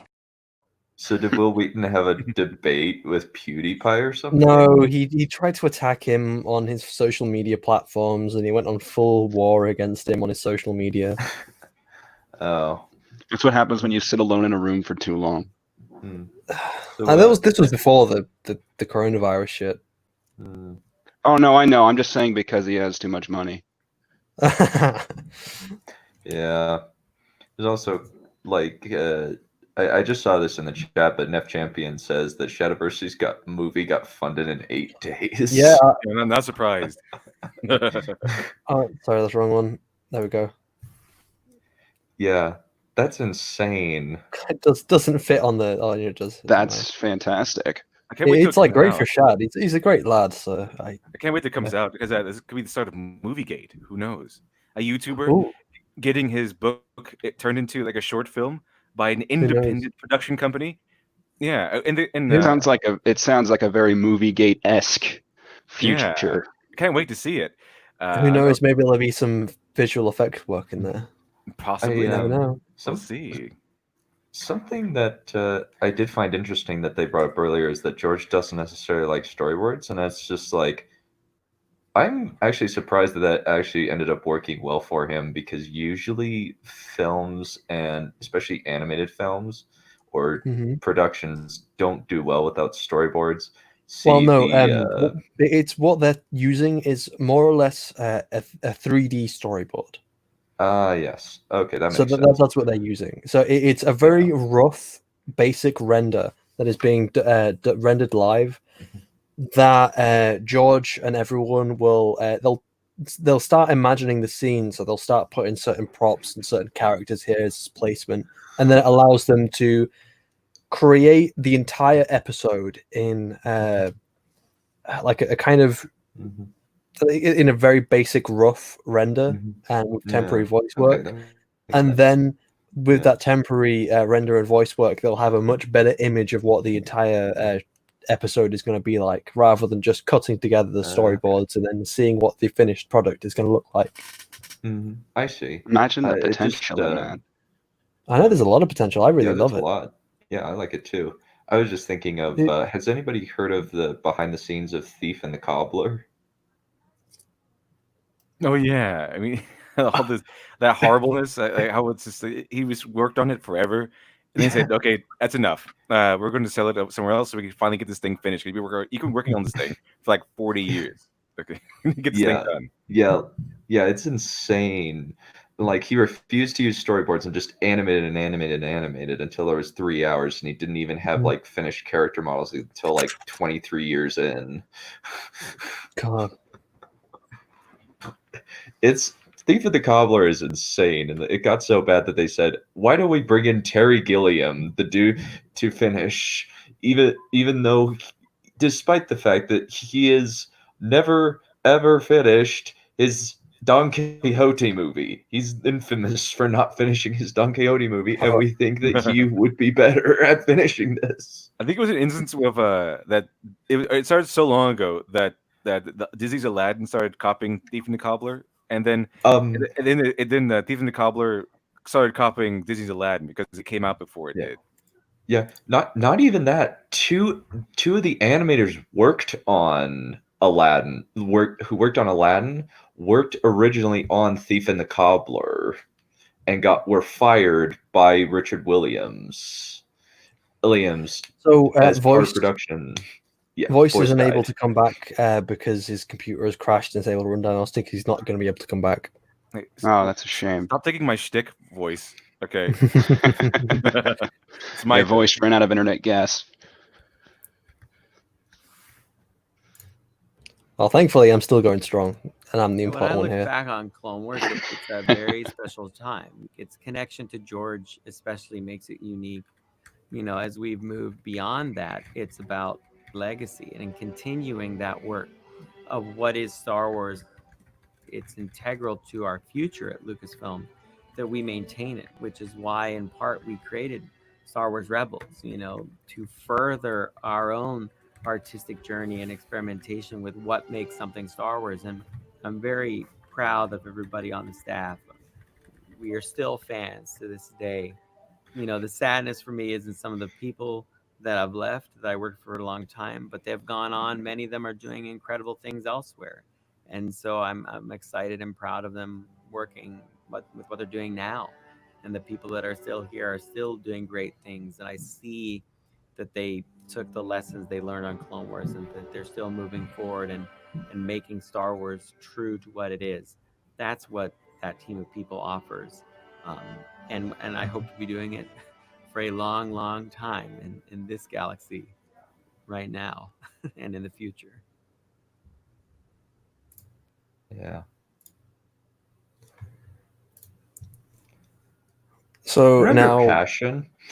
You remember passion was a thing. Remember people cared about their work and what they were doing. See if I can to move on to next. There's so many of these. I might not be able to do this in one stream. Yeah, now I want to watch The Director and the Jedi. Just to kind of compare these two approaches. They are certainly different approaches. Yeah.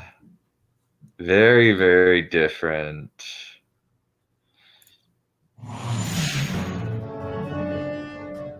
Senator Karras, Representative Binks, take your seats. We are coming in for a landing.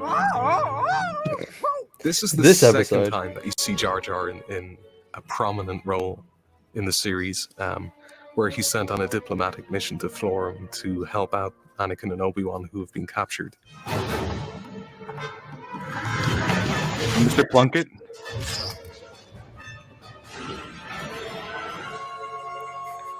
And I just had the notion of, what if the lead clone or the senator in charge was killed and Jar Jar ended up technically in charge of clones? I think that would be the clone's worst nightmare. And that's something to explore. Yes, here, Senator Karras. Sir, over here. I found the senator. Oh no, he can't be dead. one of the things George added was Jar Jar being very respectful at the funeral, like he felt bad, and that's where you see the headpiece of the Staff of Ra. Senator Karras is carrying the headpiece of the Staff of Ra, and Jar Jar plants it on his grave. You shall find rest, Senator. Those and with good in their heart. I never realized it was the Staff of Ra.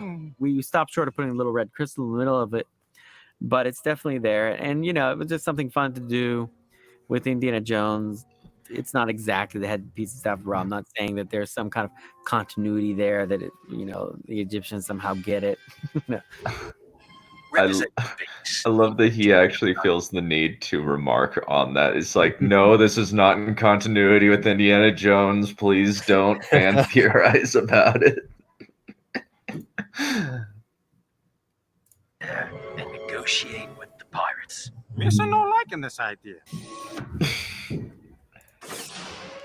The tanks were designed by Wayne Lowe. They're based a little bit on the skiffs from Return of the Jedi, but only very loosely. We're going to see the inside of those tanks in later episodes, but most of the action takes place on the outside, where the tanks are in a ground battle with the Scalders, which are those sort of rhino-like creatures that were designed by Sergio Paez.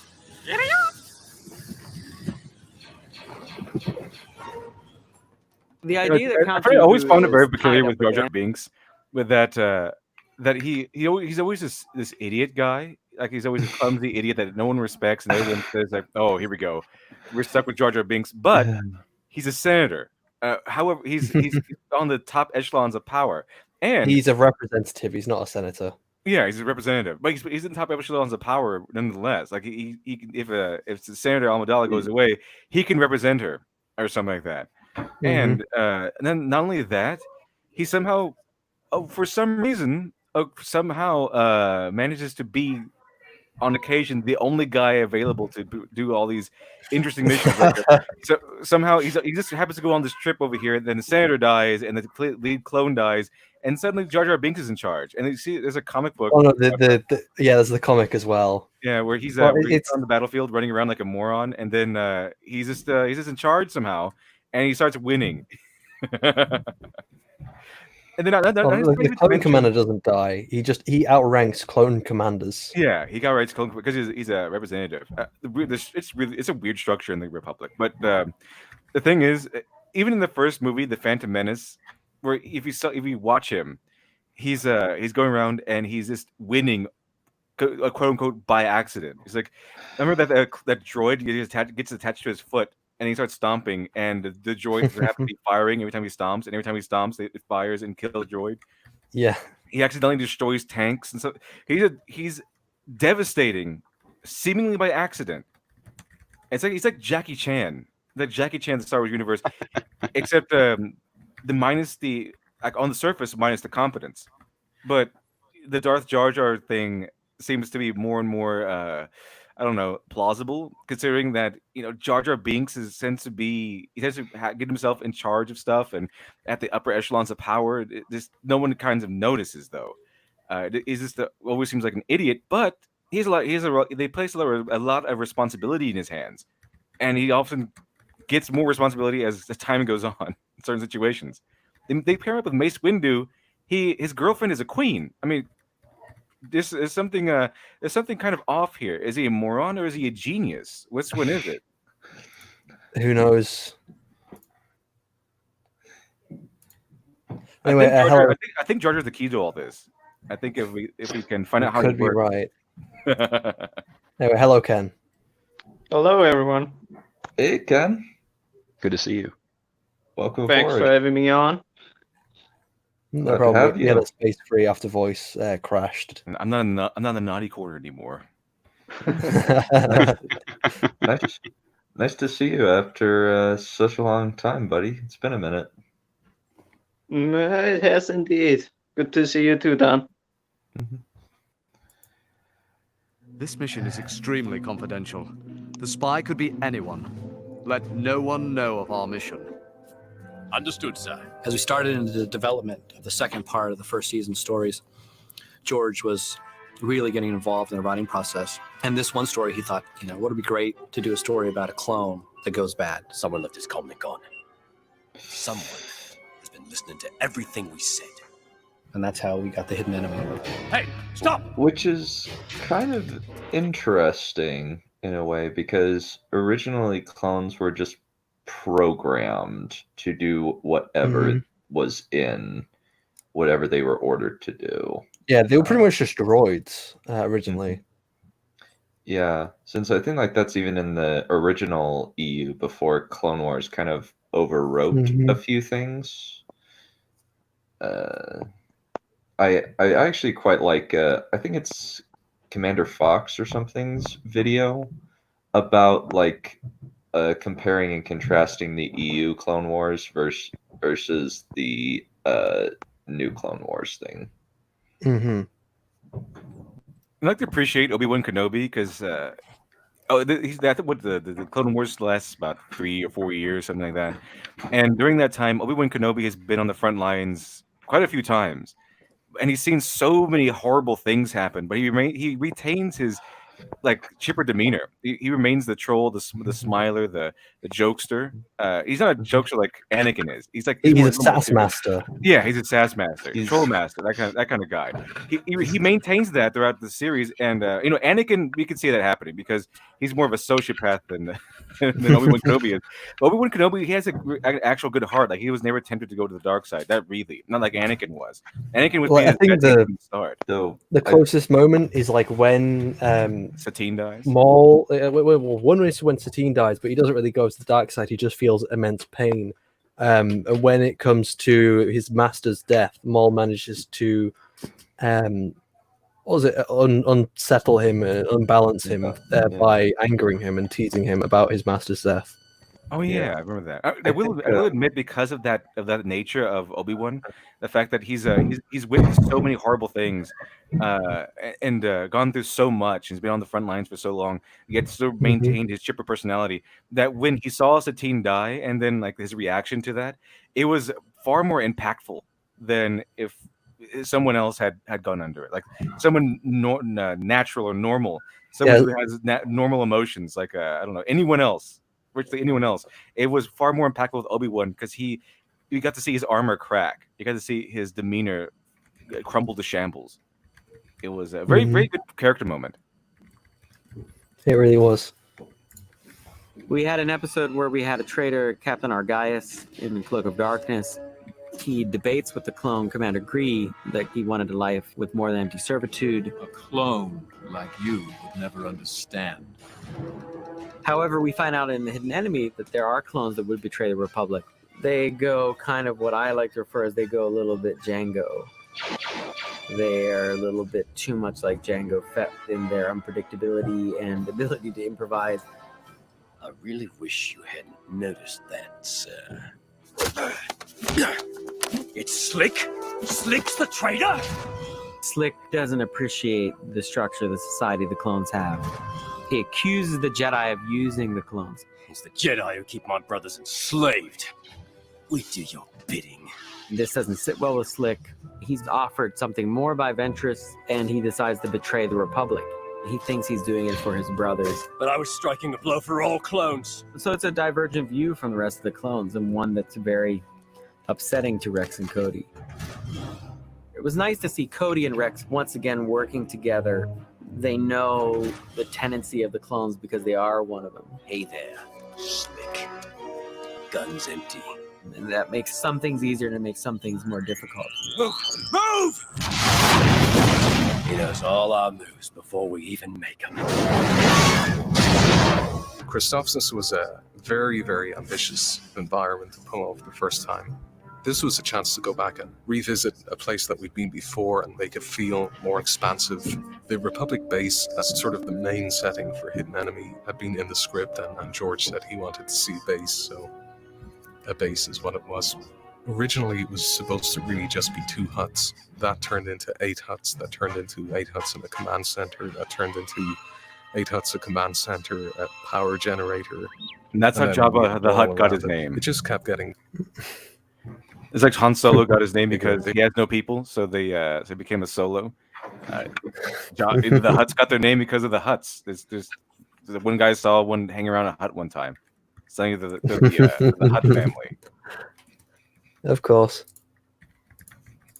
Bigger. We still reuse the sort of overall Death Star feeling stuff. The command center is the same geometry we saw in Trespass. This is meant to be the same Republic Army technology at work. When you see the same doors and the same corridors and the same ships over and over again, you just go, oh, well, that's because, it's all the same army. Of course they'd just fly that stuff somewhere else. They wouldn't build it again. The droids are onto us! One of the fun things I always like to talk to the directors about is how we can make this way more exciting than what we read in the script. We need an evac in the South Tower. Roger that, South. There was a really exciting scene in the beginning. Anakin's in one building and Obi-Wan's in the other. South Tower. Can Anakin grow a beard? Not for long. I don't think he's able to. It's like, can he grow a beard? He's just always shaving. I'm pretty sure that would be a better way to. On that note, is that why Mace Windu never goes out? Because he always has to constantly shave not only his face but his head also. He shaves with his lightsaber. In one of the comics, in the what? comic, I think he had a mohawk, not a mohawk, like something. It had like a strip of hair. And must be, some of these Jedi must take a long time shaving, or I don't know. You have like field shave kits or something, because Anakin's face is always like silky smooth. He never has any stubble even. I don't know. Maybe he just has too much soy to be able to grow a beard. Too much soy.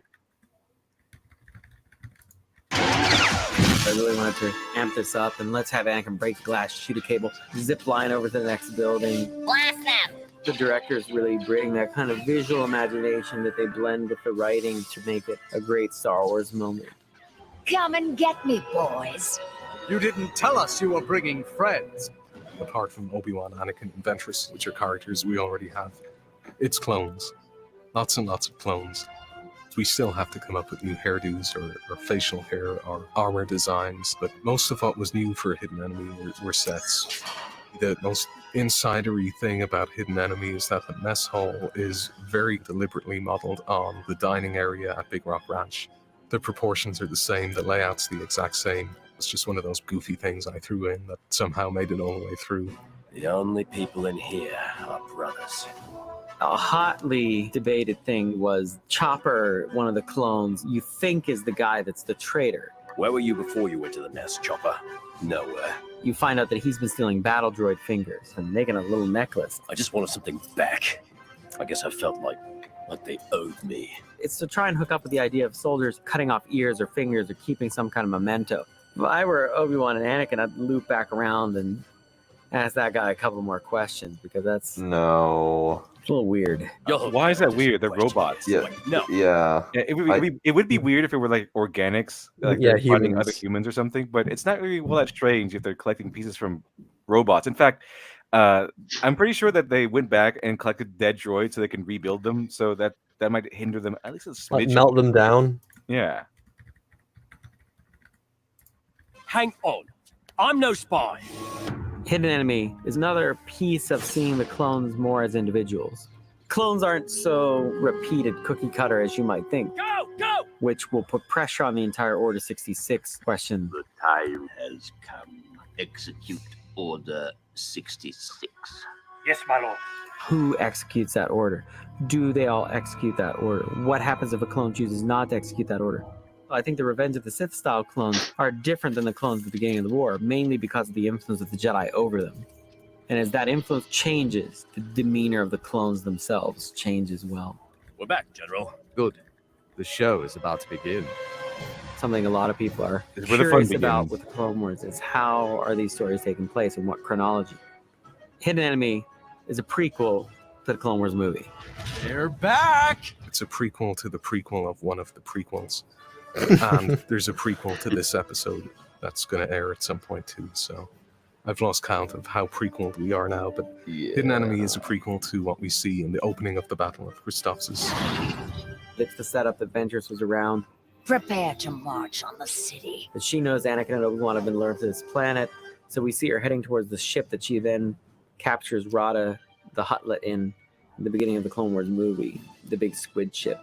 So we see why Anakin and Obi-Wan are in such a fix, because this guy Slick betrayed them and left them in a pretty bad way. There are about 1,000 battle droids on their way here. Fight goes on, gentlemen.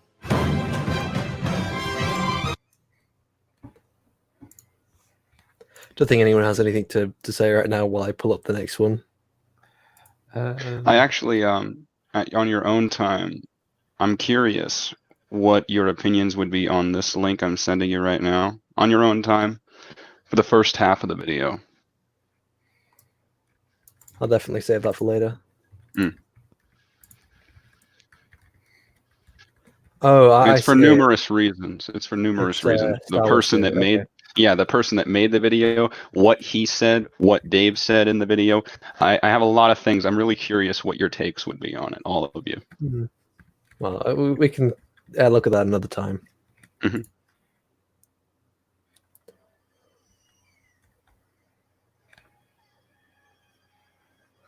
You know, I'm really worried about copyright for these featurettes.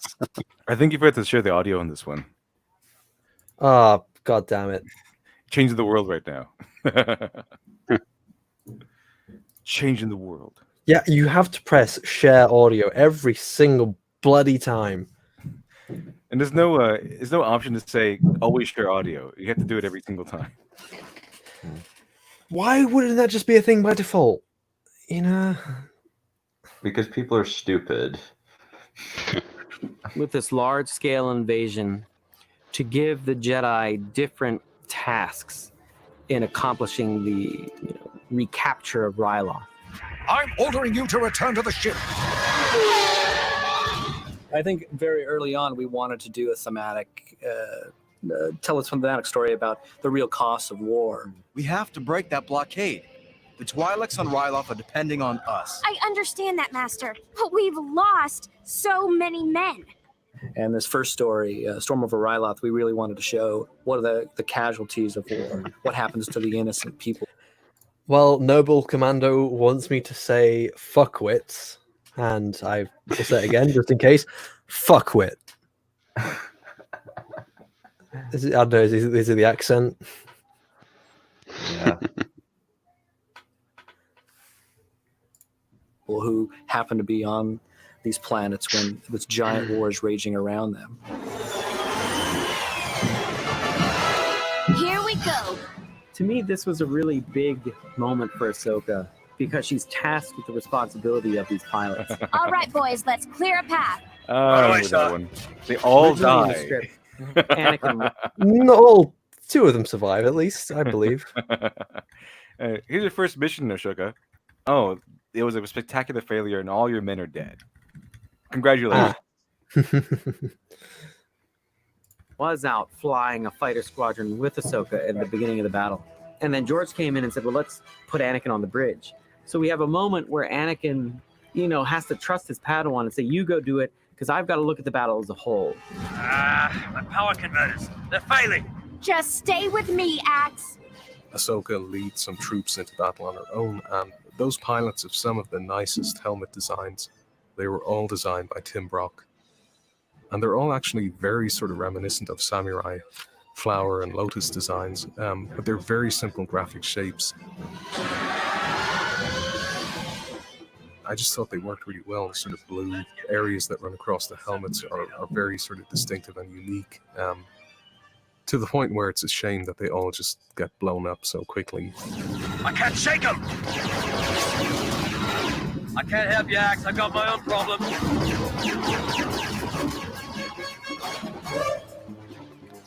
In the past, we've had Ahsoka against battle droids, super battle droids, regular battle droids. She has yet to really be pitted against somebody who's a really cunning commander. And in this episode, we created this Nemoidian Martuk. Patience. Let's see what trickery the Jedi have planned for us. I really liked Martuk as a character. He's definitely quite similar in a lot of ways to Newt Gunray. And when the model came back from overseas, really all that had happened was they'd swapped the hat, given him some shoulder pads and stuck glasses on him and sort of gone, there you go. But it just didn't work. I mean, it looked like Newt Gunray wearing glasses and a funny hat, or a different funny hat. It just didn't look like the intended design. So I remember that I actually stayed pretty late that night to do a paint over, just to sort of show how you need to change the mouth and do a couple of little different things just to really make it look like what we were hoping Martuk would look like. It was definitely worth it just to sort of fine-tune him and get the sort of Mick Jagger, Donald Rumsfeld, mouth in there and really make him different to Newt Gunray. I am certain this Skywalker will return. His ultimate defeat shall be my greatest victory. You want to say where the name Martuk comes from? It actually is named after Dave's cat. Naming a character after a cat. Thanks, Dave. That's cat name. Who names a cat that? you will wear the kitty hat, and you will forever be known as Chairman Meow. At least he doesn't have a pet wolf. His name is Took, so I named the Nemoidian admiral after his kitty. Good cat. The little sort of blinking red and blue thing on the side of his goggles was not really intended to happen. It was meant to just be a glass sort of scope on one side and metal on the other. And when it went overseas, I think they just decided to do it themselves. And enough people liked it and thought it looked interesting that it just sort of stayed. All right, Ahsoka. Ready to get underway. Master, you sure you won't reconsider this? When we were shooting this episode, Brian O'Connell, the director, and I were looking at the footage and the dailies coming in, and there seemed to be something that wasn't adding up in the story. You weren't really getting that Ahsoka felt bad about losing these guys. You weren't really getting tension in the drama. So this was one of those cases where we did a really big overhaul in editorial. And one of the things that when I was doing that, I added was the scenes where you see Ahsoka looking at the holographic table. The plan she uses where she rotates the Jedi cruiser on its side and the Y-Wings fly out from underneath is actually a strategy that I read about in Timothy Zahn's novel, Heir to the Empire. And Grand Admiral Thrawn uses a very similar technique of turning his Star Destroyer on its side to lure the enemy in, thinking that the Star Destroyer is vulnerable. Then he launches all his TIE fighters out from underneath it around, and you basically, it's like a pinches movement. You capture your enemy by drawing them in. We've been outflanked. Affirmative. I actually drew that image when I was a kid after Heir of the Empire came out. That was I a dumb drew tactic.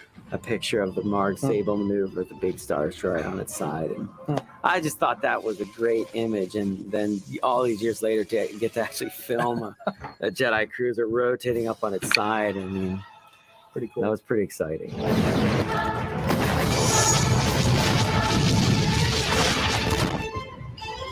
That a girl, Ahsoka.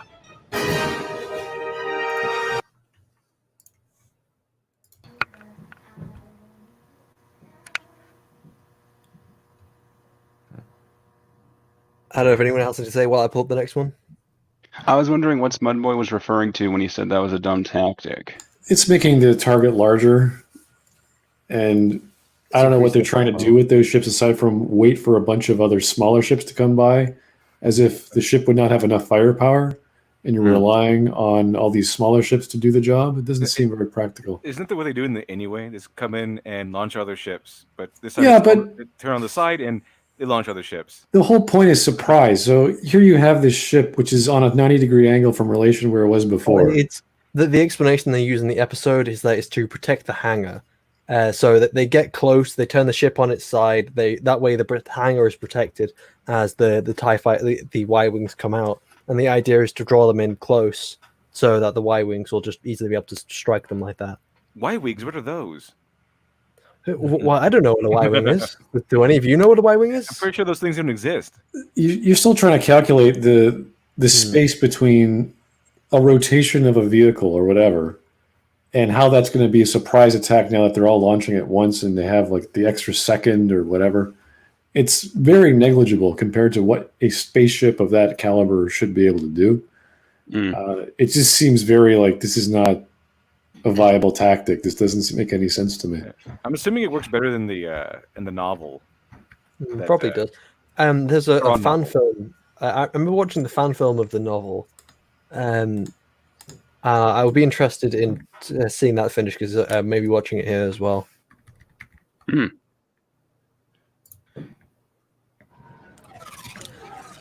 I remember in the past we had ideas of streaming fan films. Like, we're watching them and reacting to them. Was incredibly complex. It's rare that we ever spend 4 episodes on one thing. I like that each story within the arc is quite different too. It's not just here's another giant battle. It sort of shifts and it twists and it turns and it tells different types of stories, but they all interlock together pretty well. We didn't really sort of break Geonosis down episode by episode so much as environment by environment. You know, we knew that we would have to figure out the interior of the weapons factory, the catacombs, the temple, and it all had to sort of relate to each other because it's all Geonosis. So we just sort of designed Geonosis. We all ready, Rex? Yes, sir.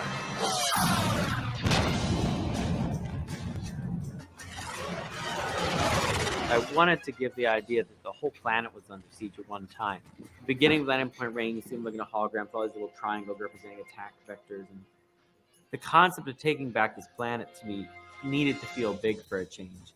Landing at Point Rain is a huge, huge episode. It just sort of snowballed. It got bigger and bigger just in terms of how much happens and how much is happening on screen at the same time. We really needed to add layers on some of the earlier season 2 episodes. Explosions didn't have this impact.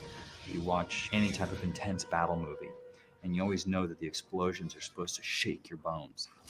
You can see this kind of this beat. And I thought, well, let's add that same punch into all these explosions.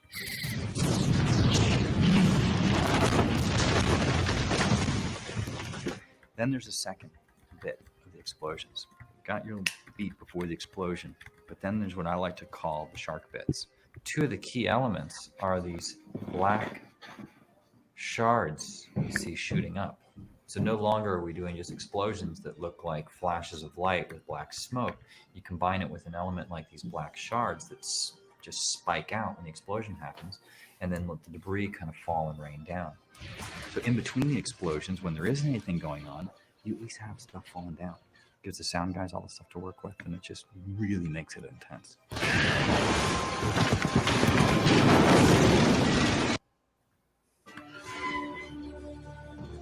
The Jedi are vulnerable. I think people lose sight of that in this superhero age. They have very human emotions. They're well trained, but Obi-Wan's already injured. Things have fallen apart around him. Are you injured, General? No, nothing too serious. Having Ki-Adi-Mundi with a limp, having him injured, and yet pushing on tells you infinitely more about his character than if he was to destroy hundreds of battle droids on his own. Ki-Adi-Mundi is a really interesting Jedi. He's one of the only Jedi on the Council that actually has a speaking part aside of Mace Windu. When the droid attack on the Wookiees. Impossible. The Sith have been extinct. Ki-Adi-Mundi was Really? awesome Talks in about the how 2D might Clone maneuver Wars. Lines with closed lids. The line Not awesome as Mace that was Windu. used, from the features to fit into the character was like, well, No one's ever as awesome as Mace you know, it's Windu. like this really Yeah, it probably goes without drawn saying. out speech. We took a slight detour that put us out of communications. So he's not as He's awesome very as Mace Windu instantly to stack as he's given. recognizable as that character, but if you were to put an image of the CG Ki-Adi-Mundi beside the live action one, you would see just how much has been stripped away. We actually redesigned Ki-Adi-Mundi to just keep him a little more simple. It may not seem like a big deal, but these are the things that take it out of the look of the show and a little too close to photo reality, whereas this is definitely, you know, the cartoon version of Ki-Adi-Mundi. Things like the eyebrows are simpler. The overall shape of the head has less geometry to it. We must push on! Forward! You know, we're going through the tunnel with the Geonosians, and George is like, yeah, well, and here we'll have the, you know, the tunnel and the flamethrowers. Yeah, how about that? Look, bring in the flamethrowers. Have Ki-Adi-Mundi say, bring in the flamethrowers. And it's like, what? Flamethrowers? Bring in the flamethrowers! I illustrated. I mean, that part was pretty cool. And it's pretty great. Bring in the flamethrowers. Flamethrowers? Yeah. We have those? George just wants his flamethrowers. And sometimes George wants to do things that are cool. They're gonna go through the tunnel and then bring in the flamethrowers. But sometimes you don't have to always listen to George Lucas. Okay, he's not the best guy on everything. Well, at least it's not like D&D demanding to have a zombie polar bear every season of Game of Thrones until finally it came out in season 7. I want the flamethrowers. Bottom edge of the fire to be very straight and flat, but I wanted the top to have this broken edge that kind of rippled. The geometry that's God, Maya gonna be looks so used different the in actual film is not 2008. Here, what you're seeing is just the particles just emitted in a straight line. When you watch It the is cool, shot, though. very I'll say similar. that. It is cool. Put a little bit of heat ripple on it, a little bit of glow. Well, it's And effective. it's just a real What about the straightforward, simple clone way attack with the to flamethrowers? keep the effect looking graphic and at the same time being dynamic. Another sort of legacy sound effect. That we Get had him burning on a little bit Geonosian, on just this arc slices was him the down. Sound of the Geonosian. He's already burning alive. Put him out of his misery. One of the elements was the mating calls of penguins, Antarctic penguins that I found in Melbourne at this island called Phillip Island. And I went down there, and they were calling back and forth to each other. So it was one of the elements Mating that we didn't calls. Well, that's an interesting tidbit that we didn't really need to know. And then mixed in with that as well, some of the speaking kind of babble of the Geonosian is a couple of fruit bats had given a banana to one of them, and then another one came to try to get it. What? Fighting over that, and that's this sound. So that's just a bunch of snarls, and they're just kind of pitched and layered on a keyboard and performed in a way to make it sound like it's more vocal. So those two items make up a lot of the Geonosian chatter.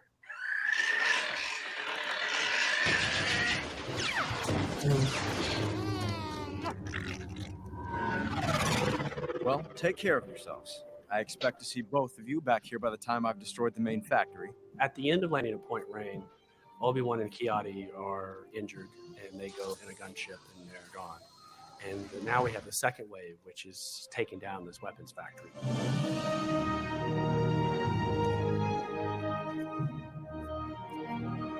Weapons factory was an opportunity to do something I'd wanted to do, which was contrast one Padawan versus another. One Padawan I liked was Varys Offee. We had a good opportunity to have another girl, a little bit older than Ahsoka, but still a Padawan, and show those two try to work together to succeed in the mission. Well, Varys, aren't you can introduce yourself? Padawan learner, Varys Offee, at your service. Varys was a tough design because the real costume is very, very simple. So this is the movie costume, and the only thing that's really distinctive is the texture in the cloak and this belt buckle. So we kept the belt buckle very, very close to her live action appearance. But what is new here is this wrist guard, because Varys needed to be able to use a communicator. And then the other big change for Varys is her cape. It was important to keep the hood because the hood's a big part of her look, but once it sort of gets off the shoulders and starts to drape, it seemed like we could get away with maybe trimming Varys Offee's cape. I wanted a scene on Geonosis where they sneak through this tunnel and all the bugs are sleeping. We have to find another way. You need that little tension. And you can make a little fun moment in it too when the bug falls and puts his hand on Varys' head. We built two different styles of Geonosians. One is slightly bigger and is wearing spikes on his shoulder and has wings. And he's the sort of warrior. And then there's a smaller version which we call the drone. And then we just colored both of them green and brown, so you have 4 versions of Geonosians.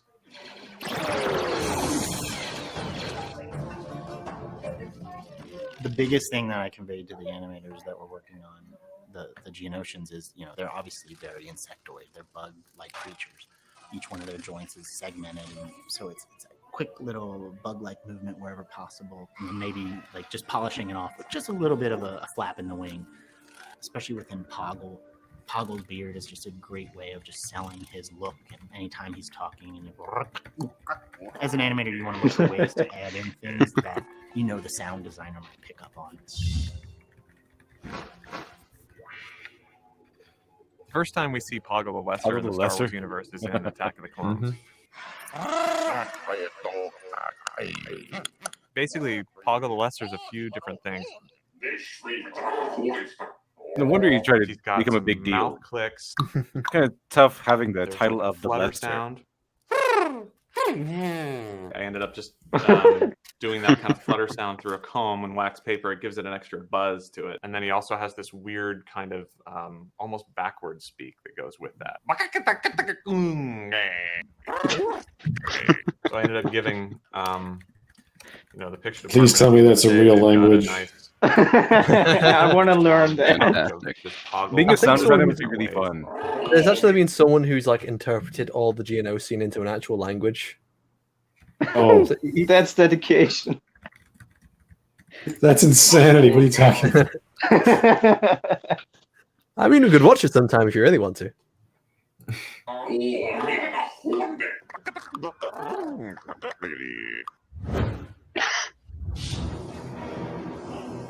Editing is everything in Star Wars.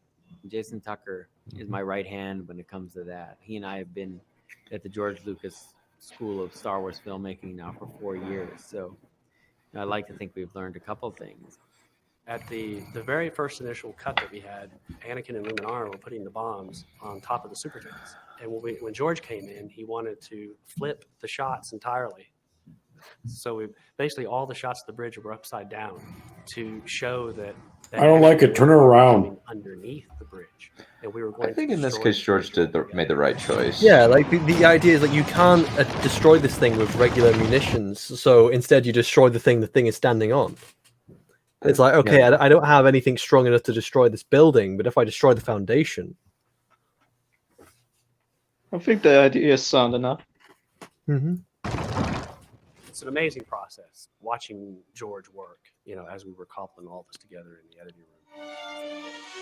I think that becomes the tactic for most the of end the. Weapons Factory features one of the hugest The fights. explosions that have been attempted on the show.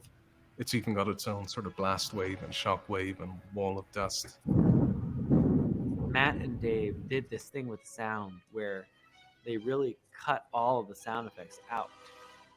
We took the effects and EQ'd them down to just the low end, so you just hear the little of the hits of the explosions, and the music really carries that, because it's really not about the weapons factory collapsing at that point. It's really about Ahsoka and Varys are probably dead.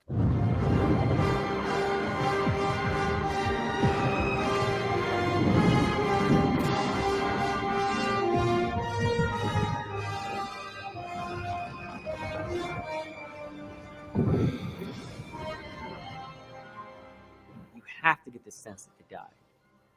And nothing sold that as well as the sound. At the end of the episode, these two girls who are put in this dire situation actually bond. They're literally placed as close together, and they can't do anything. They're trapped. Ahsoka, can you hear me? Come in. The tank lifters are here to move the debris as ordered, General. I like how that master just gives up. Yeah, instantly. It's the moment, it's the split second, the 1 second that her Padawan might be dead. She's like, okay, time to give her up. I'm gonna get my dress dirty. Forget about it. Legacy of... It's time to let her go. It's time to let her go. no, I think it was more about letting the attachments go, and it was trying to show that Anakin can't let go his attachments. Yeah, but she had no attachment. She was just like, yeah, just apprentice, lost her, no big deal. Yeah, I will. I could get another one. There's plenty more. Yeah. And it There's was really plenty cool. of them. Because they had those two people, so far as I remember, had a really cool scene in the 2D Clone Wars where her apprentice just got done building her lightsaber, and they immediately get swarmed by droids. It was fantastic. There will be Oh boy, the Mandalorian. reward for the one who Woohoo, finds Mandalorian the episodes. Millennium Falcon.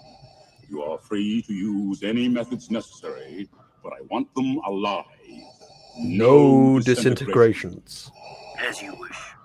One helmeted bounty hunter that looked unbelievably cool has spawned an entire, mythology within this bigger mythology, an entire race of people, Fandalorians, it's amazing. And the word Mandalorian never appears in a Star Wars film. Boba Fett! Where? You have to go back to the Empire Strikes Back sketchbook that has concept drawings of what Boba Fett was back in the days when he was called a super commando. And it was said that they were Mandalorians, or they wore Mandalorian armor, and they were kind of this race of super commandos that were known for having fought against the Jedi Knights. All of a sudden, you have several things that as a kid, you're just like, oh my gosh, these are the coolest guys ever.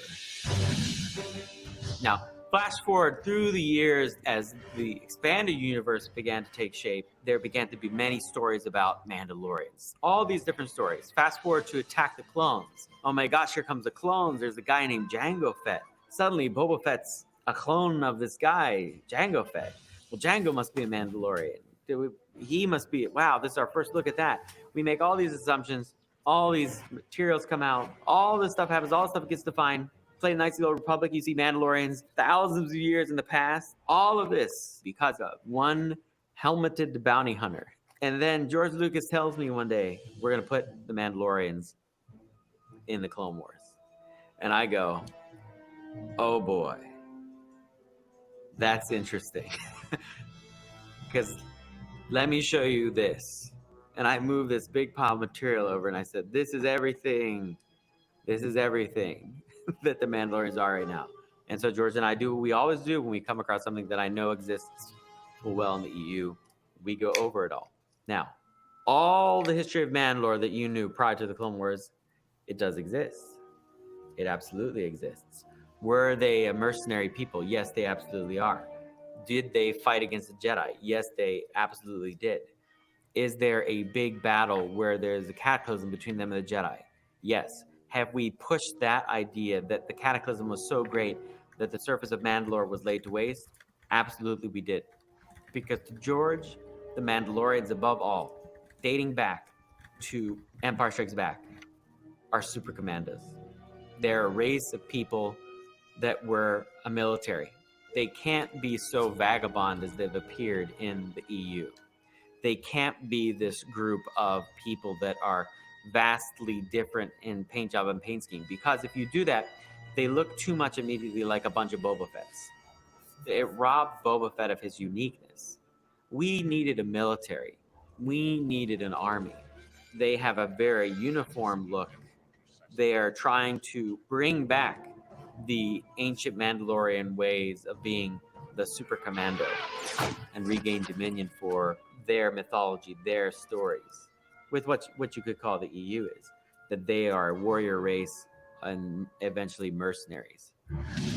Once we have talked about the history of Mandalore and we understand it, especially as envisioned by George, you know, we have to bring that to life. It's always a big challenge. The direction I got from George on the initial vision of Mandalore was that it was a great white sea of sand with these giant cubic buildings resting on the horizon. For the inspiration of the civilization, I gave them kind of a very Nordic kind of flavor, looking at a civilization in the struggle that exists between the pacifism that Satine is trying to implement and the terror and barbarism that Pre Vizsla wants to bring back. Mandalorian culture is this very clinical, sterile, very regimented society, and everyone has to live inside these sort of self-contained, hermetically sealed glass structures because you just can't survive on the planet's surface anymore. The impetus for Mandalore in many ways comes from another abandoned design. There was a planet that almost made it into episode 3, which was Crystal Planet, and some of the look for that kind of made it into Christophsis. But there was an idea for a visual that George had where if you were in a city and you could sort of look up and down through the roofs and the floors of all these buildings and see multiple stories above and below and across and see all these people in glass houses, very literally, that would be an interesting thing to look at. Joel Aaron was able to get these very angelic God rays coming down to render through the glass, and we had people down below the glass, above the glass. When you look at any shot, you can look through the floor and sometimes see people down there. The shot where the Death Watch assassin falls off the railing and lays on the cracked surface of the ground, you could see people looking up at him through the ground. That was a real challenge. I really didn't want to have this mirror reflection wherever you saw these guys walking, so you always saw a reflection underneath the person. Instead of reflecting the actual look of the character, to just have it be black under here, as if he's holding back the light from hitting that ground. The next trick with reflection is that reflection bounces all over the place, so if you watch when he walks in, he has a reflection of himself here. But it's not a reflection, it's just a shape. And because that would reflect all around the room, if you watch the end of the shot here, you'll actually see him walking into position all the way back here. Just to give you the illusion that something's being reflected.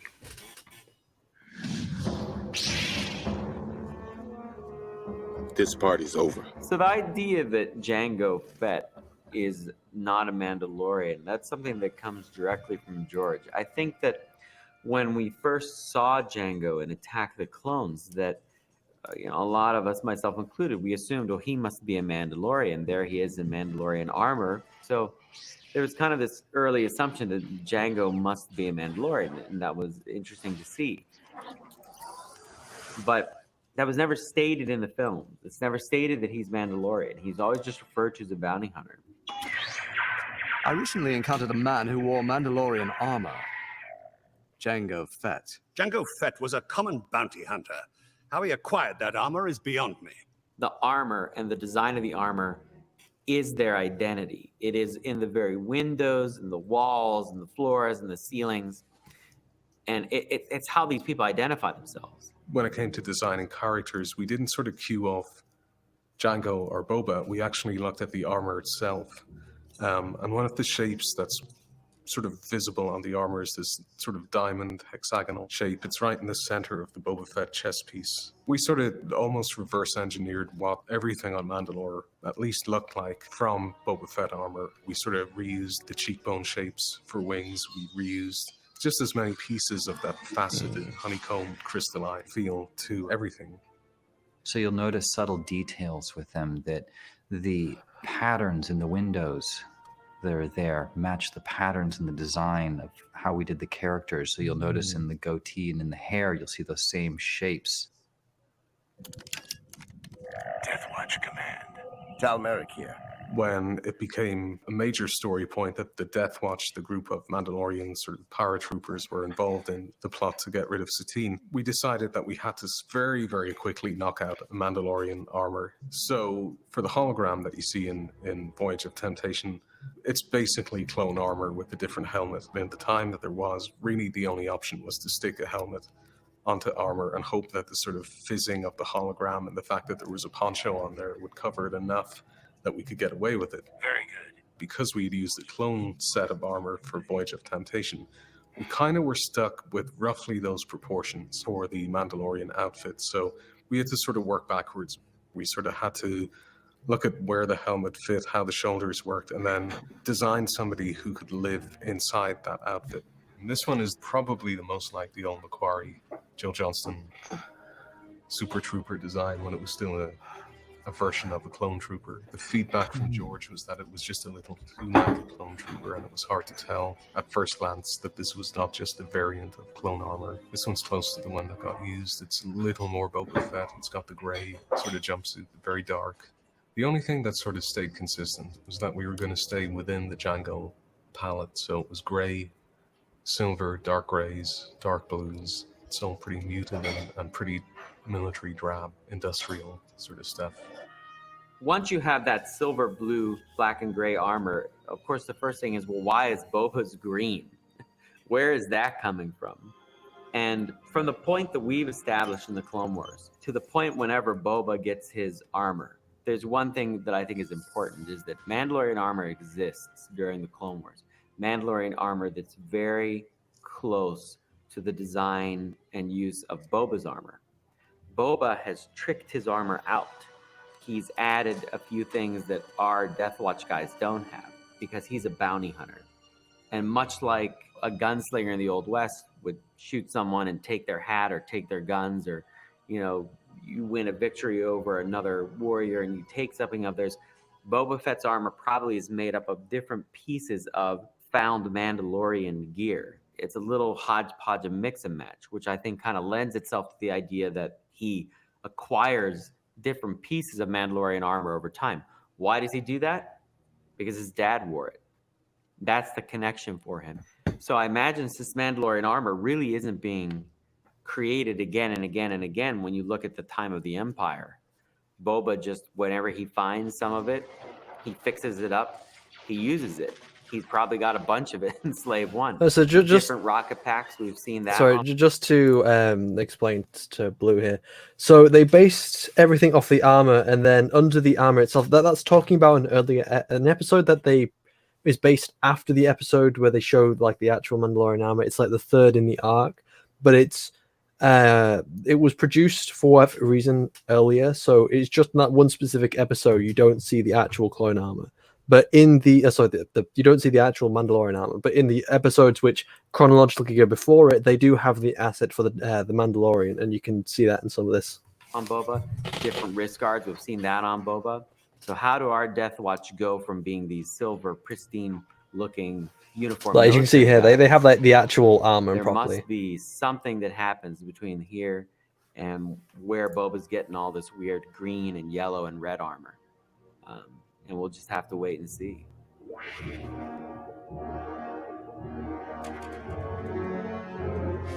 Pre Vizsla was fun because he was much more overtly sort of modeled after that Boba Fett look than Satine initially was. He's got similar sort of belts, and he's got some very, very similar shapes on his shoulder pads and on his epaulets. This is what ultimately became Pre Vizsla. At one point, he had this emblem on his cape instead of Death Watch. Decided to get away from the skull because it's very specifically Boba, and gave him the Death Watch symbol instead. What's interesting about him is because he's so square-jawed and so blonde, he almost, at first glance, would appear to be a more typical heroic figure. You know, he just has that sort of classic, you know, blonde, good guy look, but he's actually a pretty nasty piece of work. Pre Vizsla, played by Jon Favreau, he is the person who's trying to maintain historic Mandalore. He is the one that's maintaining their history, the concept of the Mandalore, the one leader. And he wants to usurp Satine, and he thinks that she's a coward. He thinks that she's weak. For generations, my ancestors fought proudly as warriors against the Jedi. Now, that woman tarnishes the very name Mandalorian. This lightsaber was stolen from your Jedi temple. Yeah, maybe that's the with him correct. The weeb saber. the weapon. The weeb saber. I still don't really like the voice for that character. It doesn't really seem to fit. But very interesting character nonetheless. And that his ancestors stole from the Jedi Temple during the days of the Old Republic. He is the lineage of Mandalorians. At least he's convinced himself that he is. It was always intended for Pre Vizsla to carry some sort of edged sword-like weapon. That was part of the It's a staff-like weapon. Sword-like weapon. George made us understand that a blade cannot go up against a lightsaber. And for that, it needed to not be made of steel, it needed to be made of light. So these are my artist concepts of what the darksaber would look like. This right here, the last one, being the one that was chosen by George as how we wanted this to look. It's a challenging thing because to have a black lightsaber, you almost want it to be like a black hole where it is as black as can be, as darker black than any shadow in the frame, and then have the edge glow white. So that would be a challenging effect, especially while it's moving around and waving. And going through the phases of trying to get it to look like what we wanted, we went through several design concepts. And we ended up with is, of course, this black saber of light, which with the character Pre Vizsla just added to the intensity of this character. And just on the leading edge, we put a little bit of electricity as if it's charged. And that little bit of electricity is something I tried to carry through with all the effects on Mandalore, was that everything was harnessed but somewhat unstable. It wasn't as controlled and refined like a lightsaber was. I do not understand why the arrival of this Jedi doesn't upset you. One of the things that helped set Mandalore apart was that anything that glows on Mandalore glows with an orange color. Republic light sources tend to be blue, Separatist stuff tends to be this acidic green, and then generic bad guy stuff tends to be red. There's this sort of overall yellow or orange light that appears on Mandalorian technology, and it's usually set into sort of a cool blue background, so it just sort of immediately stands out as being slightly different to everyone else. You immediately know that that's a piece of Mandalorian technology. It's very distinctive. In the force field that holds up Obi-Wan, I wanted something that looked a little bit different from what the Separatists were using for their shock binders, which was this flow of energy around their wrists or their body, and it was a more ethereal restraint. But with the Mandalorians, I really wanted something that looked industrial. So I went with this electricity again, with this wobbly line. That energy field had to kind of match all the other elements that Mandalore did and have it be yellow, which in turn actually made the Darksaber look even more powerful, because you've got everything that's yellow, but Pre Vizsla has this Darksaber. Satine and her guards were both based on designs that were developed for Phantom Menace and then just weren't used. We were handed a Ian McKay drawing, which has happened in the past, where it would be a Padme costume that just didn't make it into the movies. But George liked it and said, "This looks cool, let's make this a character." When we got to Mandalore plot, we had to look at some way of allowing Satine to be more dynamic, because there was just no way she could wear that outfit and do all the stuff that the script called for her to do. She had to jump around and get in fights and rescue Obi-Wan and ride speeder bikes and be a lot more active than she was expected to be the first time we designed her. We tried to bring in some of those diamond shapes and some of the hard edges and just make it feel that she was definitely part of this culture, and at the same time have her stand out just enough, that the audience can always tell where Satine is in a shot. Overall, it was probably based more than anything else on sort of equestrian riding gear. It's definitely meant to be aristocratic looking, and we did try a version with the flowers and the hair for this too, but it seemed cleaner to just go with this. Yeah, I prefer this hairdo to this one. Although Dave's assistant, Megan, has called it tragic. Apparently the bangs are a real problem. I don't know.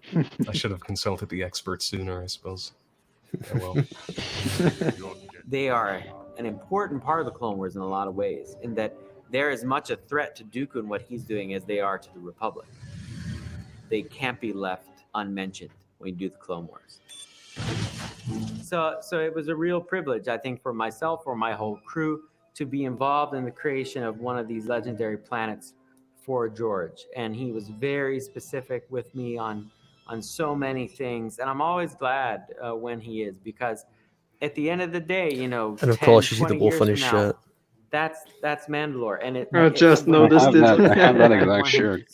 He loves his fucking wolves. And I'm glad that fans now have the opportunity to see what is Dave Filoni a furry? And I look forward to seeing how he just likes wolves. For George with the Mandalorians affects now I'm the future similar. Wolves are my of favorite that animal. history and those people and what other creative people Maybe he's a bring closeted to the furry. table to add to the rich tapestry, which now is this unique Star Wars culture.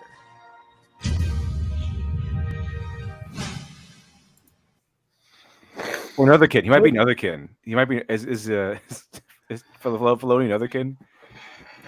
What always is like, it's such a, again, as we were talking about before, there's such a stark contrast within the passion for these for making the work compared to others. Like, you can tell they care so much about the work and they love talking about it, but then you go to these other people. It's just way more pleasant to listen to what they think of their work compared to what we have now. Yeah, and you don't. There's no moment in Clone Wars where they lick the ground, they go salt, and they go like on a salt planet. Instead they have, oh, look at this little Easter egg here. We've got Easter egg from Indiana Jones. There's Indiana Jones' hat. Oh, there's a reference where Mace Windu pulls his lightsaber as the door closes. All these little Here we have the staff of Ra, and all these other little things, which it's like, look at this detail here. Oh, look at how I did the explosions. I really like playing around with this element on that element, and I like breaking it down.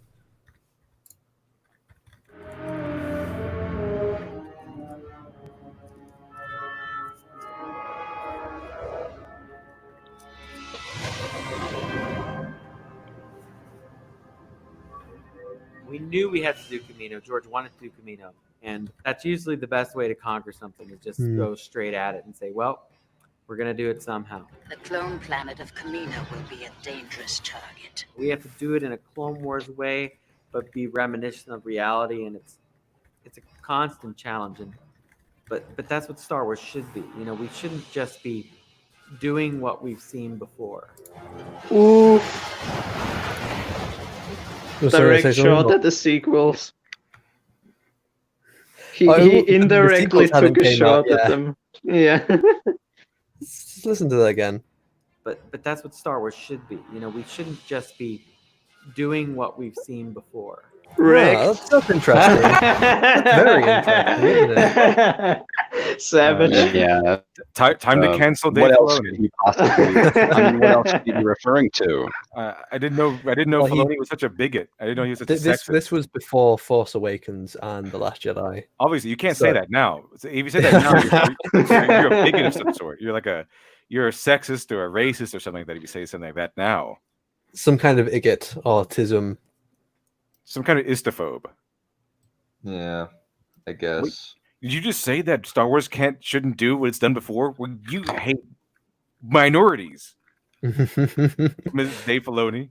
Such an idiotic move. I hate how stupid people are these days.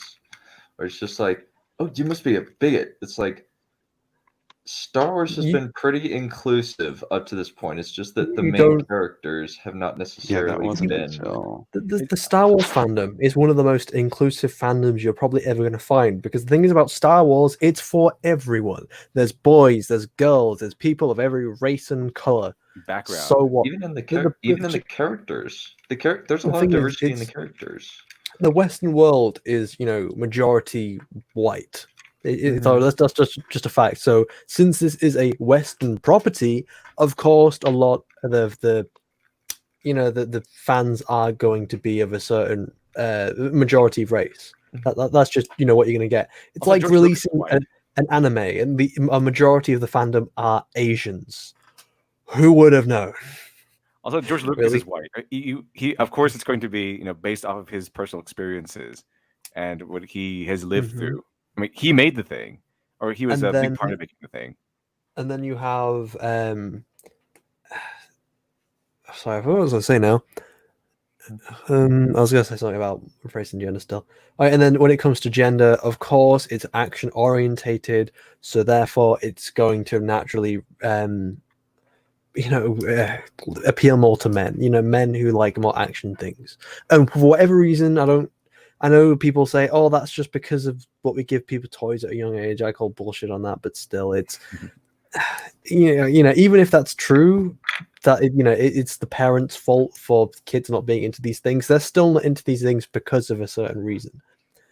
And basically, the Star Wars fandom was diverse and inclusive until they started making it diverse and inclusive. it was the fandom is very inclusive and diverse, and the funny thing is, a lot of the artists I've met within the fandom are female.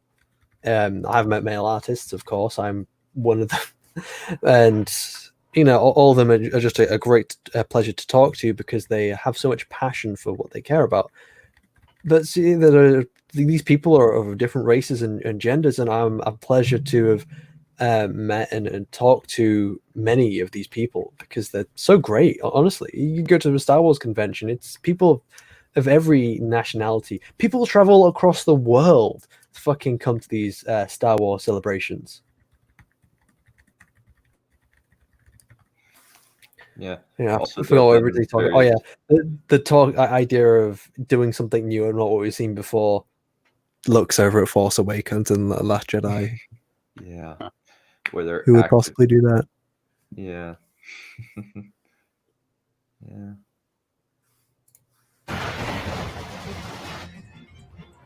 You know, Trident drill ships rise out of the water and attack the Camino facility while clones are desperate to save their home.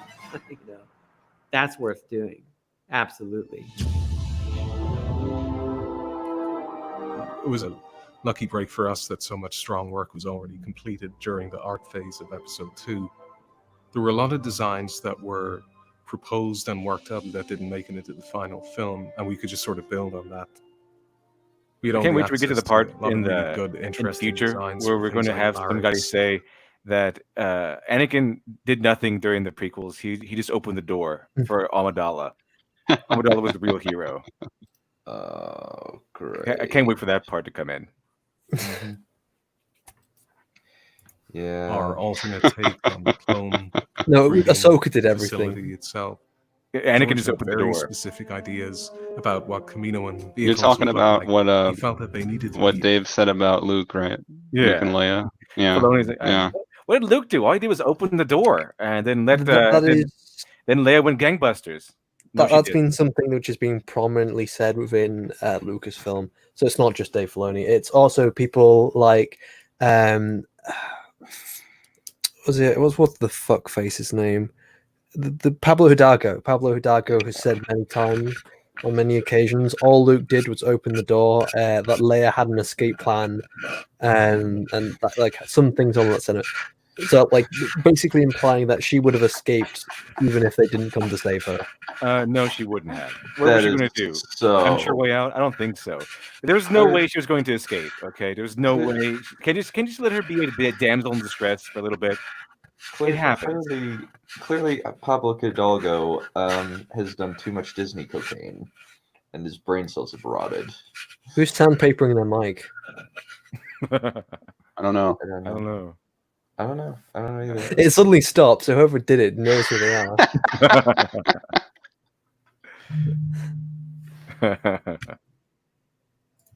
Extremely sleek, lots of sort of round spheres and very futuristic shapes. Everything needed to be hyper clean and either white or chrome or silver. Very much that sort of classic sterile, everything looked like a flying test tube. It really is like a giant lab. I think I've done countless interviews with fans and media where I've said, Water, not a friend to the Clone Wars. It's not my friend either. Very difficult to do. Well, now we don't even think twice about it. We had to develop a way that was really straightforward for the artist to use. And that meant not doing a fluid sim, not doing a simulation. We painted this big texture and we just put it on a card, just add a little bit of noise to the card to actually get it to look like an ocean. And then we went into the library of practical elements that were shot for Attack of the Clones. Luckily, the elements that we had there were very dynamic. So all we had to do was just slow them down. You have your little lumpy carpet, and then right in front of camera, you just put a little bit of a 2D element of mist blowing by. And if it's raining, you put a rain element that was just put it right in front of camera, and it works.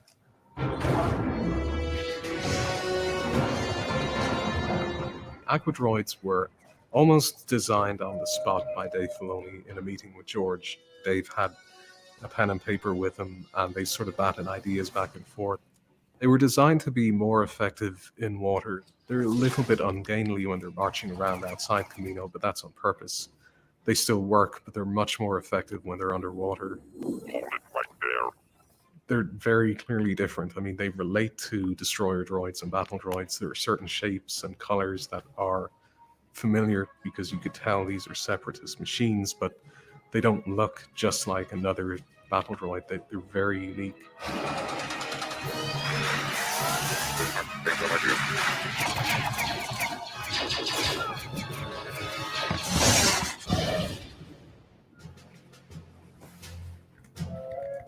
The ARC Trooper, it looks different than an ARC Trooper that you know from Revenge of the Sith.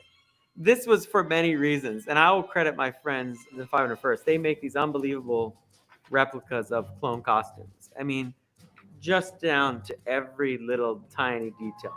One of the passion. things these guys were saying to me is, Dave, I really hope you don't change over to the Type 3 armor anytime soon, because we just finished making this Type 2 armor, and I know back at work we've already got the Type 3 armor gearing up. So I thought, well, let's make the ARC Troopers kind of a in-between prototype.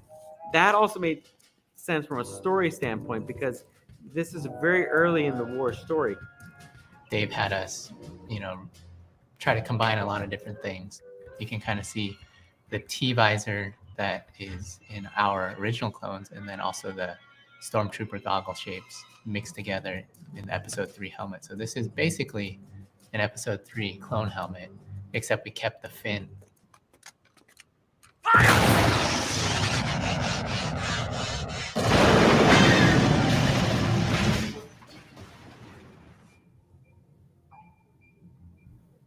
They kind of look like the Nautilus from 20,000 Leagues, if it were a squid.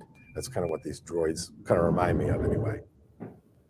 And when they're underwater, we kind of have this sort of submarine type ambience in there. There's sort of a faint hint of that sort of underwater deadness. There's also kind of a radar ping.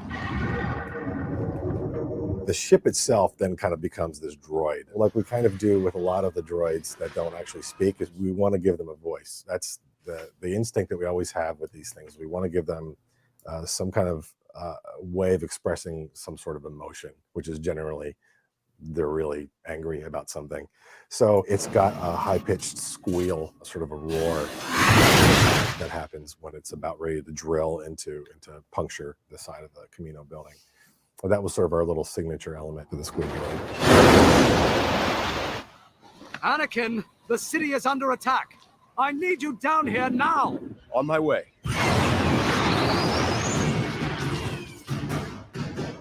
I love the sat Aquan down with Dave 70s. before lunch. He made The sure Aquan to 70s are so gorgeous.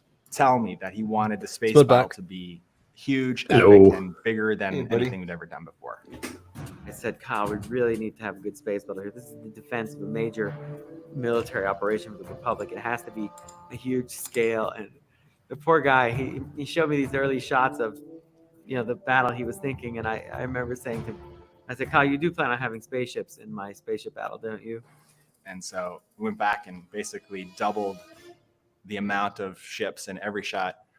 And I think even after that, he was like, yeah, but even more lasers, more explosions. I was like, well, look at the movies. I mean, there's stuff everywhere. We need that feeling that there's ships just everywhere, all through the frame. So I said, go look at Return of the Jedi when the Falcon's chasing the TIE fighters around the medical frigate. Go look at that stuff and pay attention to the way the cameras tilt. We go back and we watch them over and over and over. And every time I watch them, I get a new sense of appreciation for them. The next time I saw the space battle, it was just brilliant.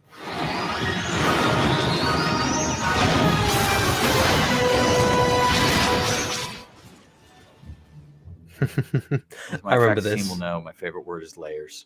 The embryo tower that collapses is one of my favorite examples for that. If you roll back and look at that slowly, it's just a few layers.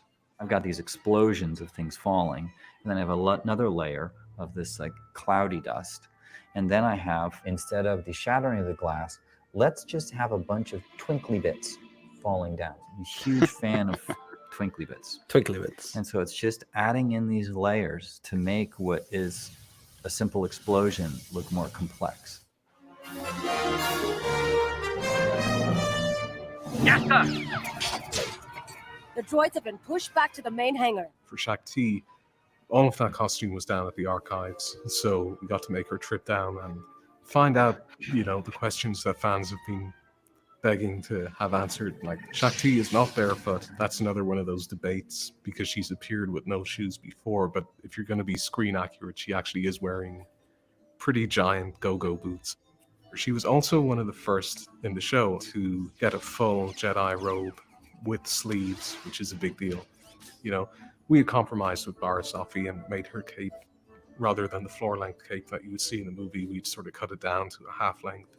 But when it came to Shakti, it just didn't look right. It would be similar to cutting Darth Vader's cape in half. It's going to look like something, but it's not going to look like Darth Vader.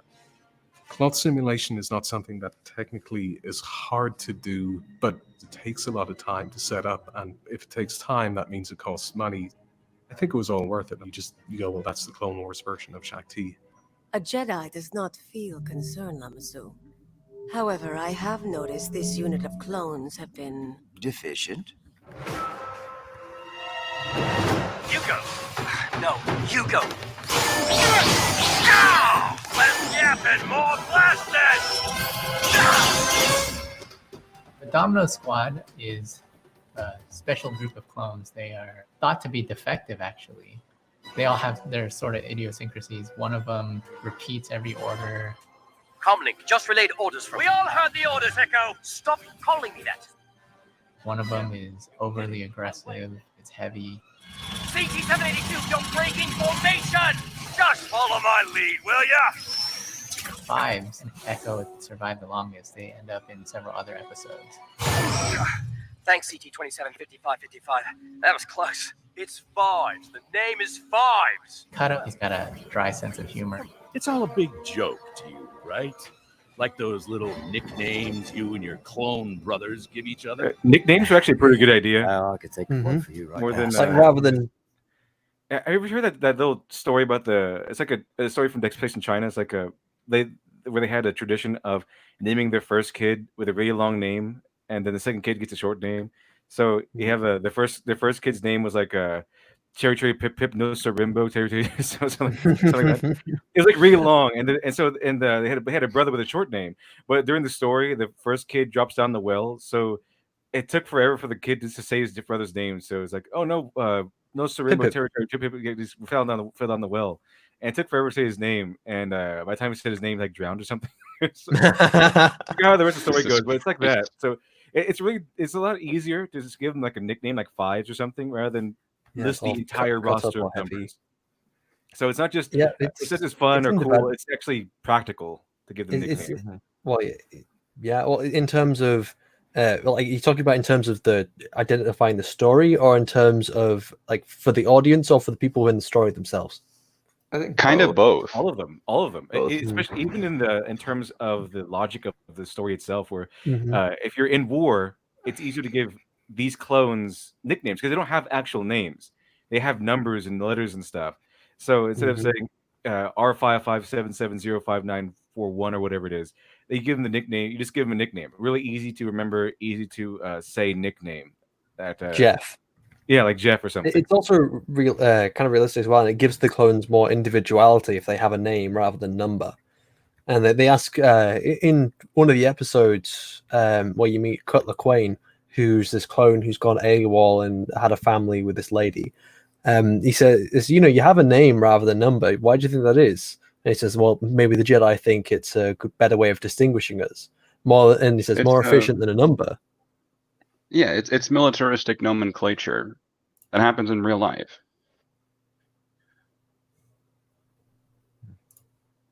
Have you ever seen what was it? Full Metal Jacket? I think I mentioned it this morning too. Full Metal Jacket. Everyone had a nickname. Everyone had a nickname. It was they're not always flattering. Like Gomer Pyle, his name was Sergeant Pyle, like Private Pyle, because he was dumb, or they thought he was perceived as dumb. But that was his nickname. It's a lot easier to remember, Private Pyle, because it's fun. You can remember it. Instead of having a name that your parents gave you, or just going by a name that your parents gave you, whatever it is, these nicknames, they generate from things that people have seen you do, or actions that you've done during your life in the military. So Joker got his name because his first day there, he made a joke that got Sergeant Hartman really angry. So his name became Joker, and now you know what kind of guy he is. Like, oh, Joker, that guy. I remember that guy. He's the guy that made a joke that got Sergeant Hartman really angry. Was it Snowball, this Private Snowball, or something like that? I don't know why he got his name, but these nicknames kind of generate from what these soldiers do, or it kind of summarizes the personality as far as their life in the military goes. So it happens in real life, and for practical reasons also. Well, yeah, you're getting shot. You can't say Nathaniel. You just say whatever his nickname is. I'm getting shot, and you call him whatever nickname it is that your bond establishes. It's useful for story-oriented reasons, and it's useful for practical reasons in real life as well. It's why it's so common. Clones in Clone Wars are effectively the same model over and over again, and most of the heavy lifting for the character has to come through the animation or D. Bradley Baker's voice work. Keep it up. We're doing great. We might actually pass. You know, I'm Dave was amazed pretty how adamant that you could see the D. Bradley Baker. He's such an amazing voice actor. Like he is phenomenal. He does everything from animal noises, which are absolutely brilliant. You wouldn't know that they weren't animal noises because he's well known for doing them in Avatar: Last Airbender, and he does the sound effects for what was it? Appa and Momo. You know these like this tiny little creature, like winged bunny thing, lemur, and you've got like this big bison. It's such a large range of vocal talent, and like when you hear him do voices in other things, like it's hard to tell it's his voice just because he's able to manipulate his voice so well. And even when the clones, he spends so much time trying to make them sound a little different.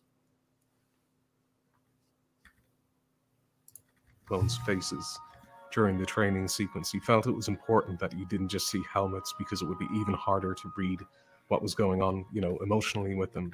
And also the idea of padded, more like training leather armor than fully kitted out hard surface steel or plastic was something he was very interested in. He felt it helped sell the idea that this wasn't combat yet. This was all just maneuvers to get ready to become an actual clone. Besides being reintroduced to Heavy Echo 5's droid bait cut up, we meet 99. This bad batcher 99 has more sense than you guys do, and he's a maintenance clone. I really wanted you to connect with the character of 99.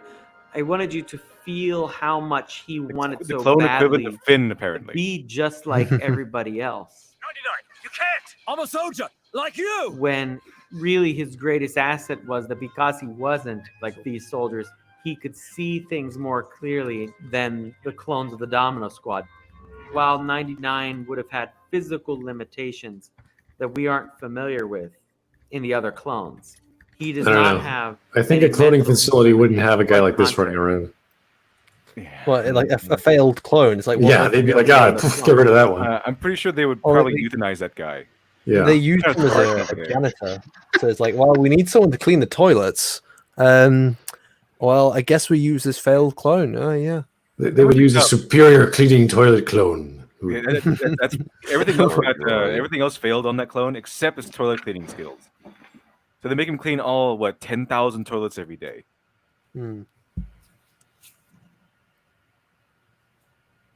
Clones. He does not have any mental limitations. Quite the contrary. It's almost like 99 had the ability to look at the Domino Squad and see who they really are. You can't do this to your squad. My squad? We're nothing but a bad batch. Failures. Like you. And it's really those moments when directing the episode between Heavy and 99 that really, to me, make the whole episode work. Because this is where we see that heartfelt, why are you trying to do things on your own, Heavy? And Heavy gets upset. Heavy? Stop calling me that. We don't have names. We're just numbers, 99. Just numbers. Heavy. Stop D. calling me Baker, that. I thought, I've played been it so slimming well down recently. when 99 says, Not to me. To me, you've always had a name. And then he died.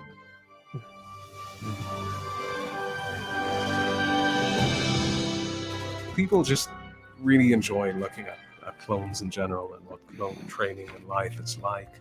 It's one of those ones where if you're a fan of clones, then obviously these are 2 episodes you're probably going to watch over and over. His interaction ended up like Dewey Cox. Like 5 minutes later, he died. They had a real touching moment with Heavy. 5 minutes later, he died. He's dead. They had a nice little touching moment with Fives. 5 minutes later, he dies. Oh god, some of these start getting really like long. Some of these are 20 minutes. Yeah. I'm not sure if we're gonna get through all these. Probably not. We've been going for about 3 hours already. Oh, yeah, we'll probably get through one more, and then we'll call it a night. I don't know, unless you get. So the last one's Umbara. Yeah. Hey, I'm Dave Filoni, supervising director of Star Wars. This is because they start actually watching the episodes.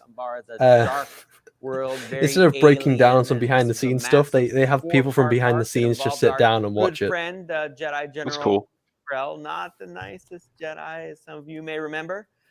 So got a couple of my leads together, and we are going into the darkness on Umbara.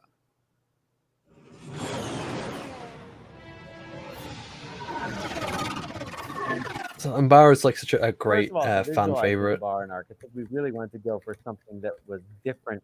A very alien planet. Usually in Star Wars, we do planets that relate to a forest or a snow planet. But here we wanted to do something that was very foreign for people to look at and experience. Yes. Well, we're all busy watching this while you talk. That's kind of the plan. Yeah, it was. It was really tricky because, I mean, what do you do to not do a forest or do a jungle? And I think in the script it actually said jungle the whole time, so you're kind of picturing trees at first, but you also know that it's whatever it ends up being, it won't be. Yeah, I knew it wasn't trees. Well, yeah, I know you knew it wasn't trees. We just didn't know what it was going to be that was. Umbaran monsters, right? Like on the ground. Yeah, bizarre trees. The plants were going to be alive. Yeah. It was that was one of the early discussions we had, was how we could get some of these things moving a little bit, almost like undersea life. Yeah, I mean, we looked at the plant monster, and we looked at the Kraken from Pirates of the Caribbean, and the Watcher from Lord of the Rings. Back when that was a good, movie series. It's one of the more disgusting things we've done. It is. I put That's for saliva sure. on the teeth and everything, and added all that kind of stuff, which was also played a really cool part. I think you had a challenge editorially in that I don't think a lot of people think about it, but we tell one big story, but we do it, with different episodic directors.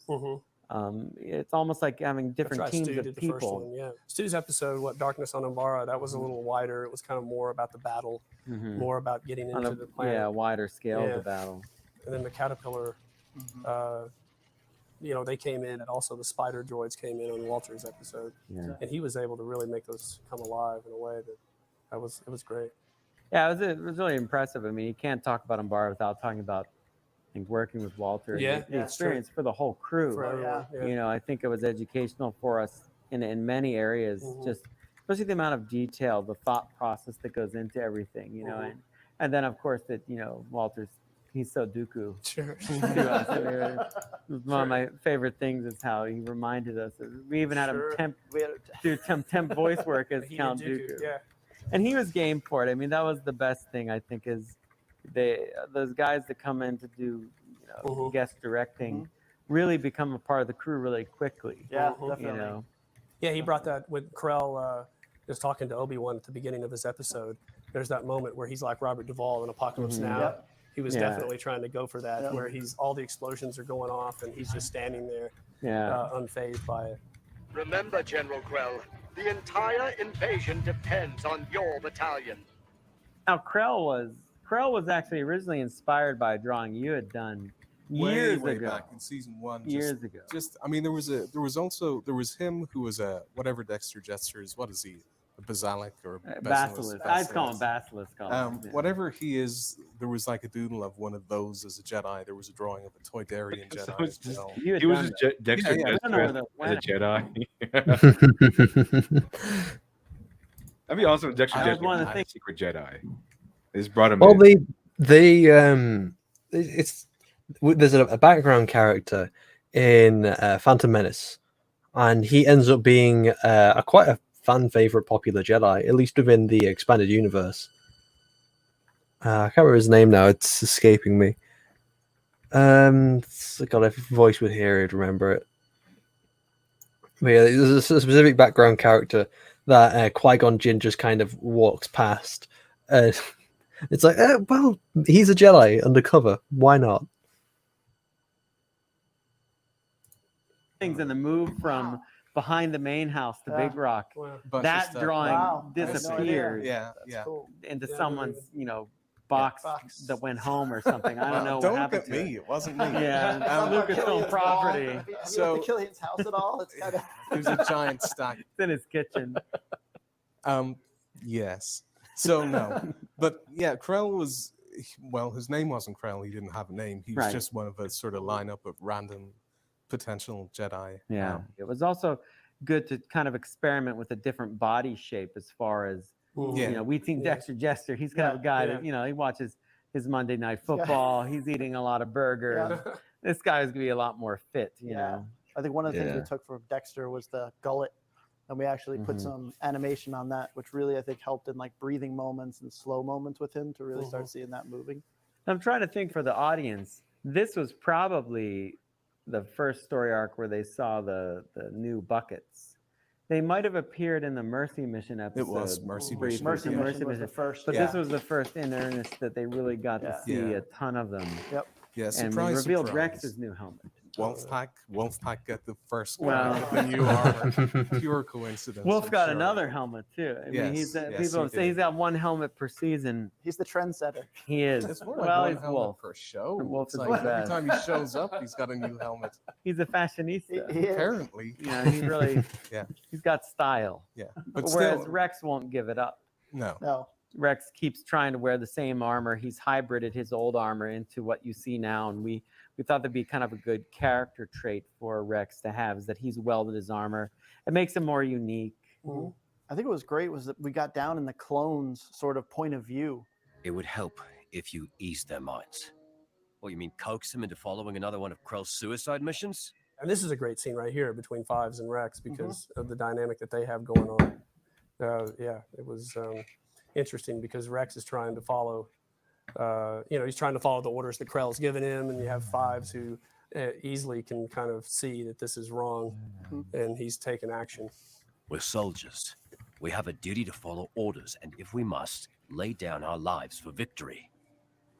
You believe that? Or is that what you were engineered to think?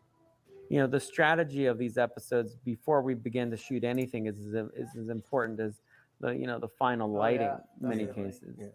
I mean, one of the things that helped too was that the Umbaran tech is very different to Republic or Separatists too. So there was opportunities to do stuff with the way people even get in and out of their ships that you wouldn't normally get if it were a Vulture droid or something. Yeah. Within the design department, we call this our video game planet because it's all the stuff that you usually don't get to do because it doesn't normally fit a Star Wars aesthetic. But because we'd never seen Umbara or anything to do with it before, it was a chance to sort of just do stuff that normally wouldn't quite fit in. Yeah. Which was one of the plans. I mean, I think that, giving you guys an opportunity to really design outside of our, normal constraints and having a visual aesthetic that these are humanoid combatants, but they're not the good guys. They're not the clones. They are instantly recognizable as something completely different. And going with this really high performance PVC plastic type look to the ships and their flexibility, let it be very alien and different. They're very, I will say they're very well armed people in bars. They got some Let's tech. be clear. The big guns have arrived, sir!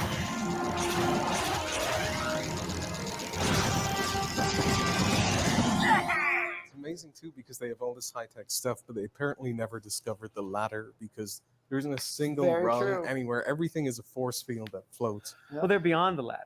They Apparently. moved past the ladder. Yeah. They had the ladder and they just said not No, good enough. no ladder. Whereas most of our ships have 80-foot, 90-foot ramps. Yeah, that the best everybody's is gonna walk Hondo's. up. Hondo's pirate ship. Hondo's is pirate like ship, 20-story the climb. biggest ramp ever. This was great. The hologram on Umbara was amazing. The hologram That's on all. And the Umbara flying was saucers. huge. That was actually all Joel. Oh, Like, Well, we that did was a- something that really, I really went to good. Joel and I said, I don't want to do holograms of this planet like anything else. Yeah. I said that ultimately what the hologram should be is made up of hundreds of little cubes. That fleet outnumbers ours, and the extra ships we were promised. Why? What's interesting is what Like, why? Yeah, that was my question. Why Why the- exactly? It's like way less The defining. obvious question is, why did we do this? That is the obvious question. Yeah, why did they do that? Actually, Why really do we like it. do this? The idea of it's kind of distinguishing the technology a little bit more. They didn't want this to be like a regular hologram. But I suppose your question is more, why would they, if they were more advanced, why would they use little block technology? The worst hologram. Did they build everything off Minecraft? Like, what was the point? Minecraft planet. Everyone designs with, like, instead of 1 pixel, it's like 20 or 40 pixel blocks. Everything's just gigantic. I can't think of any reason particularly why they would use a more blocky hologram, but I let it go because I quite like the effect, and it's quite interesting because it's something I haven't thought of before. It's really what it's doing is it's generating little air particles, and each particle will have a cube that's attached to it with a certain shader which they can use to generate this, and it's honestly I find it quite interesting. The way they've done it, I'm sure it would take a lot longer than the way I've just explained it to actually make. But it's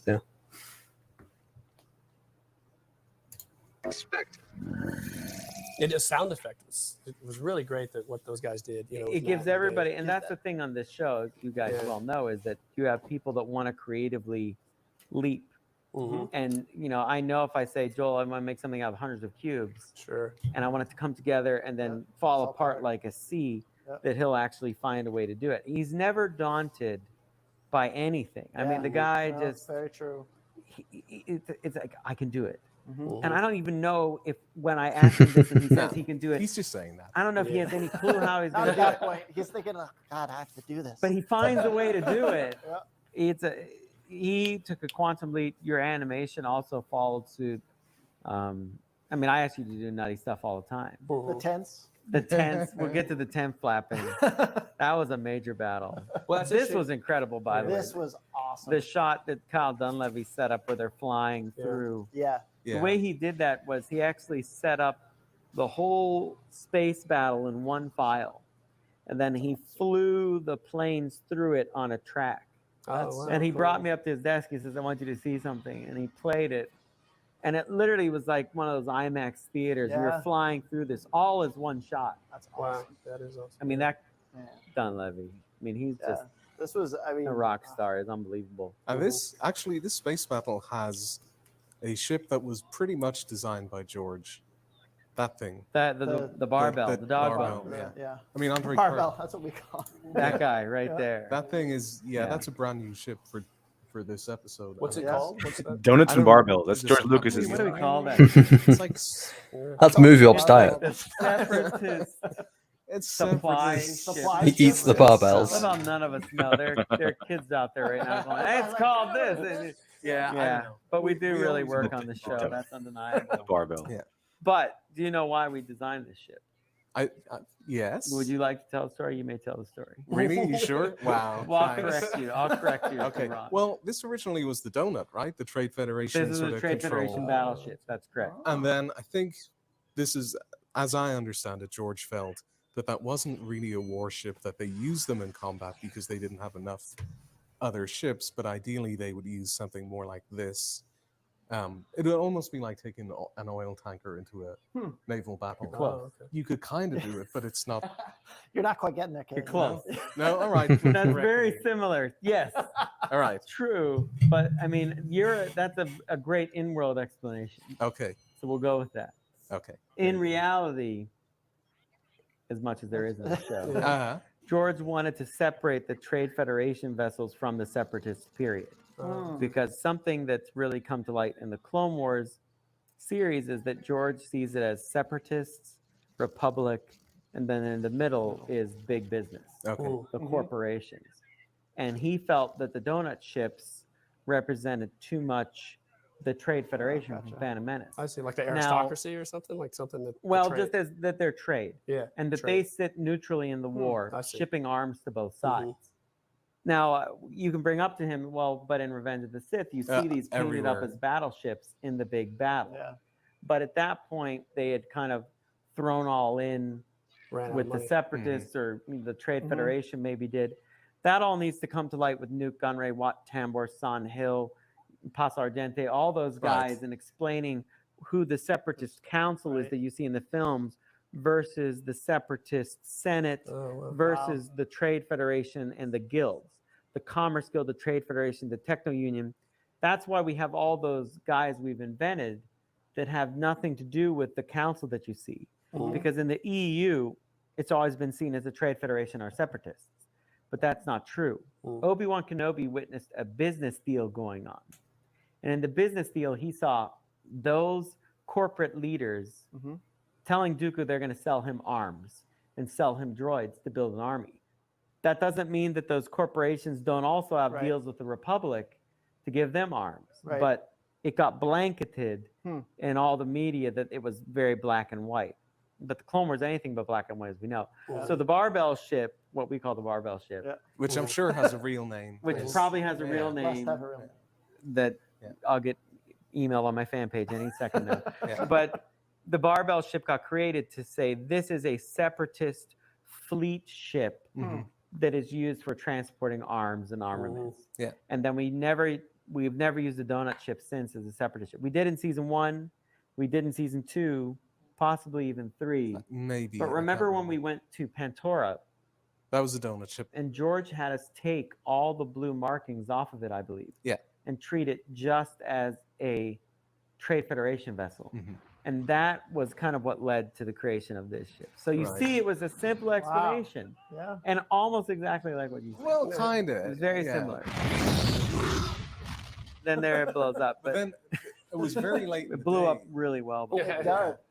Yeah, and that was like, it took 2 people to make that thing happen really, really fast. It was Andre Kirk did the fully tricked out designs, and then Corey did Wheatley, an amazing job on. Like, It's if a- you oh my actually God. see that model, like They built it's that thing so fast. detailed out, And it's a fantastic model. Oh, yeah.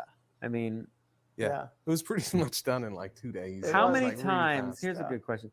How many times have we rebuilt the Jedi Cruiser? Wow, that is. That's a Corey question. I think Yeah. we're up to 6. I mean, it's not the same ship that you saw in the Clone Wars movie. No. That's No. my point. Wow. And that's something that a lot of people don't realize about the assets on the show is that, we rebuild them constantly just to keep upgrading them. I mean, your facial shapes. Well, this was one of the first with our new facial shapes for the clones. I mean, That's right. Really pushing that. Now we were a stuff. little worried about that. Yep. We were a little worried about that. Like, do For sure. they now move too Too much, realistically? yep. But the audience just really accepts that change because they accept the characters.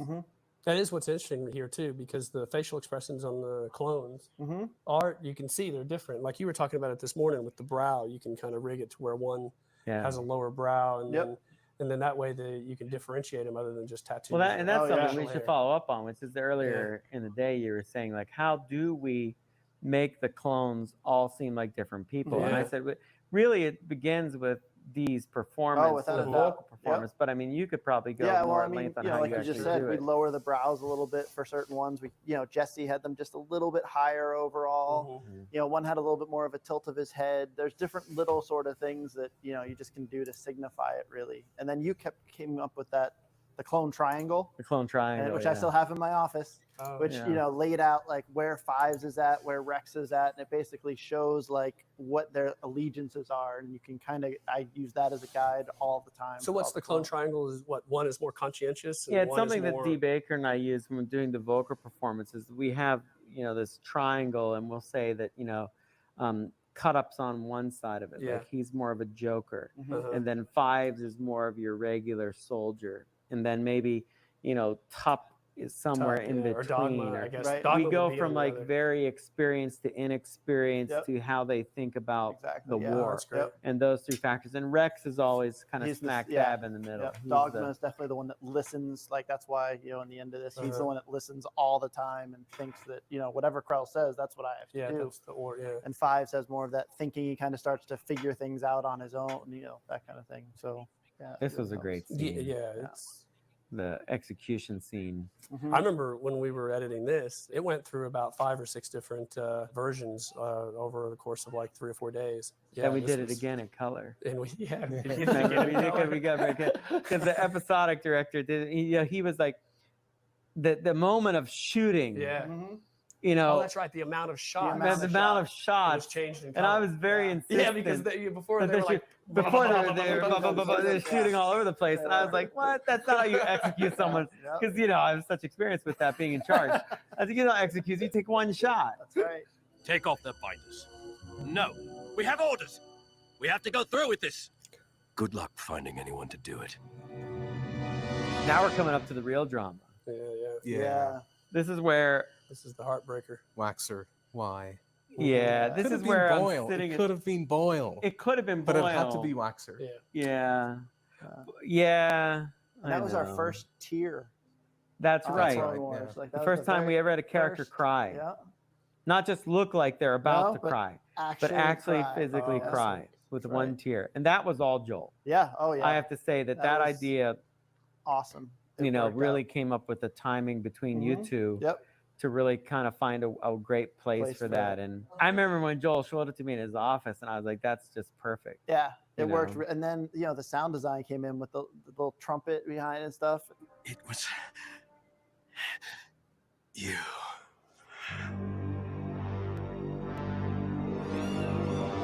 You know where I got that idea for the trumpet part? That no joke was from Predator. Oh, really? Because at the end of Predator, when Arnold has survived, and the Okay. helicopter comes to pick them up, Yeah. and you hear that little There's trumpet a little. theme. Oh, wow. And I always remember that. Huh. And it kind of really has his reflecting about Yeah. everything that went Yeah. down. And I mean, Predator, come on, classic. Yeah, no, it's true. If you're going to borrow from the greats. Hey, I love the Predator. Come on.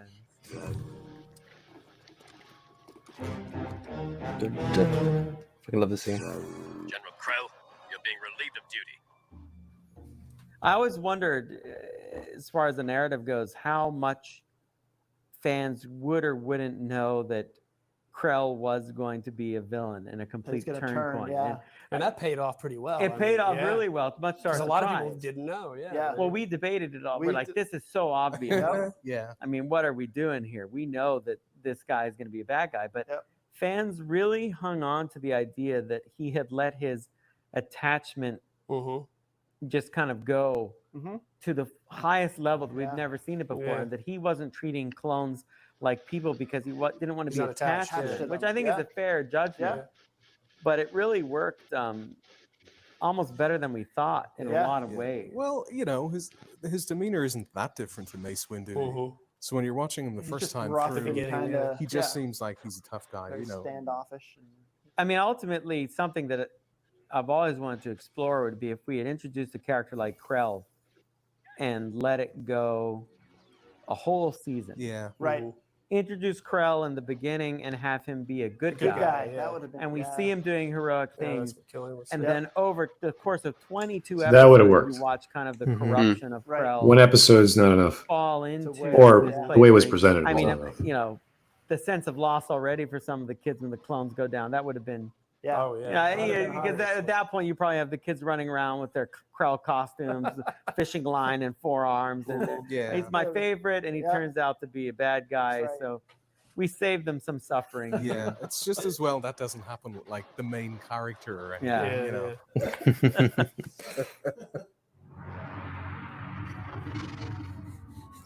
We were just talking about how the amount of prison doors that aren't doors on the show is pretty amazing Yep. because you can't see the other You gotta person. get the over the shoulder. Yeah, I know. shots and There's a futuristic world here. I know, but it's like it's prison always door. an energy door. It's Can you only tell some you- kind I'll of- give you. Here's a little put you on the spot. If we ever had swinging doors in the Clone Wars, Swinging doors. I swing think doors that we've done swing, doors once. that don't. Yes. Oh, open. yeah, right. Yeah. We have. We have. Yeah. Yeah. Where Just was it? recently? Hondo's 413 played. Brothers. We had him when Anakin pushes open. When he goes into the diner. when he goes into like the what's that place called? Plop Plop dribbles. dribbles, yes. Oh, Plop yeah. dribbles. We did. And it's so weird to see a swinging door. Can I just say? I don't disagree, know. but it's there. Well, somebody had curtains in their apartment. Somebody had drapes. I think it was. Well, Padme has the Padme big- has the that, drape. Bill I that mean, drapes. weirds me out too. What's wrong with some what's wrong with drapes? drapes? You like drapes? It's not very. It doesn't seem spice up very your Star apartment Warsy. a little, I you mean, know? shouldn't the Girls' drapes apartments, just like? you can have some drapes. You know, Yeah. I mean, Luke's not going to have them on Floor- Tatooine, exactly. obviously. No, She doesn't have a vase with flowers or anything. It's just a drape. actually, I think she does. Well, come on, of course she does. You know, it's like It's like, you know, when you get married and suddenly you have all those pillows on your bed. You have no idea what they're for. you come home and suddenly there's Very like 20 true. pillows there. You can't even get to sleep. Yeah, Like, how you got to move all these pillows. We were diagramming it the other day in editorial. I was like, do any of you have this problem? My wife has all these pillows. I don't think you use any of You them. don't have to worry about that when you're a Because bachelor. one of them's decorative. Look at they're talking over like Krell. Krell's scene. Dog hair on them. And it's the whole thing. This has so much to do with them. Yeah, It really feeds into the day. Yep. I'll say that.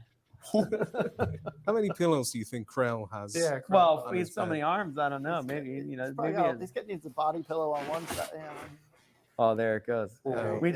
We talked about pillow settings over Krell's death. Yeah.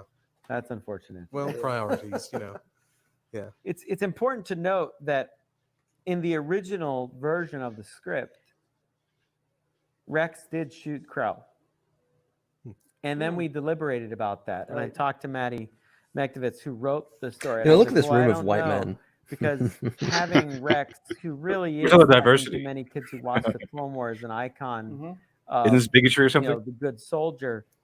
Isn't this I thought Nazi? that would take it a bit too far, which is why, you know, when you look Supposedly. at Dogma, I thought it actually makes more sense for Dogma to do it. I think it was perfect with Dogma shooting him. I think it worked because he really was the well. one that lost the most, right?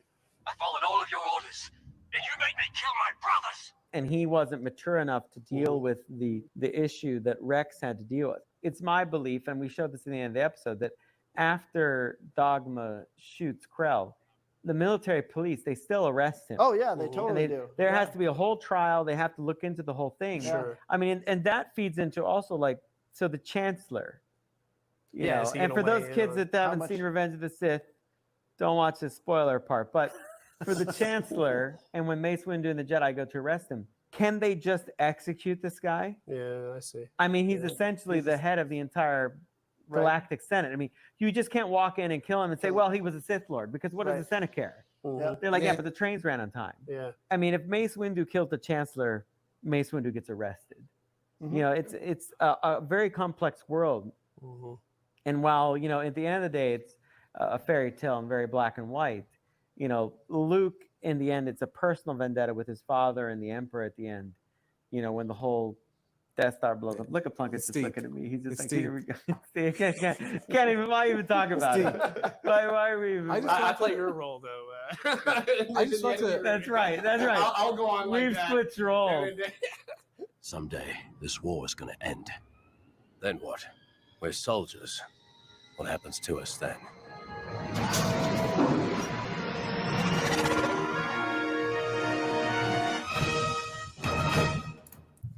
I think that's the last one for today. But does like again, just as we've said many times, there's so much passion and hard work that goes to these episodes, and they honestly seem like, you know, great, like fantastic people. Yeah. You can see the passion. You can hear it. Yep. How much I love working on it. They're very like relatable as well. Like, these are It's a far fans. cry from how they do it nowadays from different works. Word. Yeah, we wanted to have more diversity Yeah. and more representation, so we went this route. And who cares about canon? Who cares about the legacy? Wake up, everybody! Superman would kill in the real world. Batman would kill in the real world. You gotta wake up. Wake up to the reality. I'm weighing out if next time we finish up the Clone Wars featurettes, or if we look behind the scenes on The Last Jedi. I don't know what you guys would prefer. Let's look at The Last Jedi. I'm interested to see Ryan's nihilistic and sociopathic tendencies. I'm sure we're gonna pause that every 5 seconds. Oh boy.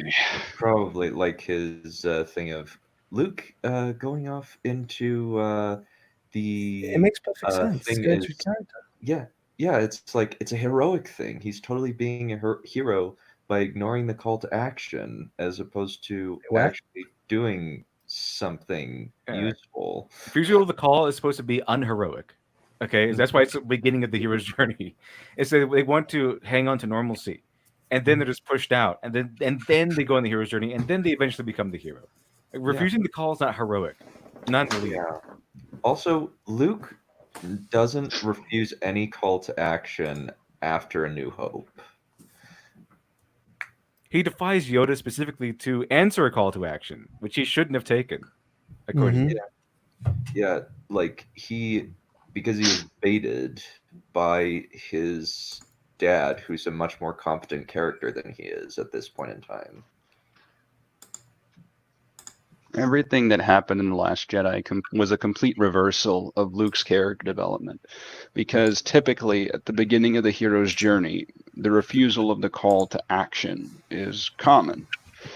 Then the hero initially, later on, they take the call and they begin their development. And Luke, having succeeded at his call to action and having developed as a result, all these years later, to suddenly go back to refusing, as if he had never accepted one before, and to be even more stubborn than he was as a child. It makes no sense.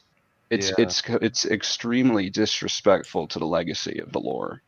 Yeah, also there's the issue of, at what point was he going after Palpatine with Lando? Where's the timeline for that? It's so... And then Lando just kind of stays around for some reason, like he just kind of stays there. Yeah, in the leaks it actually made sense because Lando's daughter got taken and he got depressed, but in the actual... No, he was still searching for his daughter. Yeah, he's still searching. It doesn't make that much sense though, because why would he still look for his daughter in the same place? Yeah, it's totally asinine, like however way you slice it, but at least there is some... It's some kind of motivation. Yeah, there's a motive, and it seemed as though like The Leaks was a better movie than the actual movie because there were actual reasons for some stuff, and then it got hacked to pieces in the actual edit. It's just mind-boggling how not only does it go against everything that the franchise stands for, but it also goes against the hero's journey in itself as a whole. It even goes against the formula, the general formula. It can't even follow that. Yeah, let alone the specificities of Star Wars. Yeah, though admittedly, I think that The Last Jedi was more, like, in terms of the production, was more competently managed than anything on Game of Thrones. Because Game of Thrones, every single season had some kind of insane production falling apart moment. Like the Battle of the Bastards, it was the director fighting with the producers and saying, no, we cannot train 70 live horses and film in 12 days. I need at least 12 days to train the stinking horses. Also, I cannot have live horses running around a set with extras that are waving their swords around. Are you insane? It sounds like fucking horrible. Yeah. Or like they crammed Dorne into 9 days of filming because that's the only allotted time that they had to film in an actual medieval Islamic palace. Hmm. And they couldn't really do any like camera work. The obvious question is, why did we do this? That's never gonna get old. Yeah, they couldn't use a lot of usual camera tricks that you use on a set because you can't knock down walls, yeah. And it's just, and the costumer like said, no, I'm never coming back to this, and only did a couple of costumes for it because she said, I hated those costumes that I made for Dorne. It was a nightmare because it was hastily written and inserted in the middle of filmmaking. They also heavily prioritized the element of surprise over narrative quality. They seem to almost mistake the two. Yeah. They also were primarily interested in showing off the actors' emotive performances in order to get Emmys. That's you just mentioned that before, but it's such a strange way of thinking. You know, it's like, oh, you didn't expect it, therefore it's good. Well, no, if you didn't, the problem is that it doesn't make sense. Things need to make sense, on top of being unexpected. It's great to make something which you didn't expect. Like, wow, good. I didn't see that coming, but what you're doing still has to make sense. It's a lot easier and not only that, to expectations than it is to exceed them. And not only that, but even when it does come to the prioritization of the drama and the reaction of the celebrities, you can still earn those moments. You can Yeah. earn those moments. Like the Red Wedding, for What- example, was shocking, and there are still reaction videos to this day. As we mentioned, as I think I talked about before on, I think it was a Lit Dev stream. So the idea of trying to get facial performances for Emmys, that's like the extremist idea of show don't tell. However, it's not quite the way it's supposed to work, because you can still show something while with dialogue. The idea is that you just don't tell someone that X and that person, okay, character X and character Y, they're in a relationship. The better way to do that is that you show them being in a relationship. You have this character act a certain way towards this one. Say maybe one of them gets a little jealous when someone hits on them, or you have them kiss or whatever. Or you have them argue like a married couple. I think You we can still have. involve dialogue when showing something. There's also elements of not even the actors knew why their characters were doing things. They just That'll do it. were told to make faces at the camera, like Sophie Turner when she was asked about why Sansa Stark acted the way she did at the Battle of the Bastards. She said, I have no idea, maybe to make it more dramatically satisfying. So by the technical definition of acting, they were not acting, because acting requires you to know what the motivations of your character are. Well, acting is still technically acting. It's just good acting often requires you to have an understanding, which is why it requires directing. The director has to take the script, and they have to know what they are looking for within the characters, and to know what and then communicate that across. So they have to tell the actor, what you're feeling, what you're doing, this, that, and the other. They have to oversee pretty much the story. They oversee a lot of things. One of the most difficult things I think a writer could endure is the maintenance of buildup, so as to ensure that the payoffs are earned and matter. And I think that when you combine that lack of discipline, because I think there's a sort of an outbreak of a lack of discipline when it comes to ensuring that the payoffs are earned from the buildups. And I think there's a bit of an outbreak. And when you combine that with the prioritization of facial expression, drama, and performance in the moment, I think that can be a big problem when it comes to constructing a narratively driven story. Yeah, and that's one of the major reasons why it fell apart, was because they were contriving just non-verbal scenes. Like, for instance, at the end of season 7 on the commentary track, David Benioff remarks, "This is one of my favorite bits. No dialogue, just Lena Headey's face."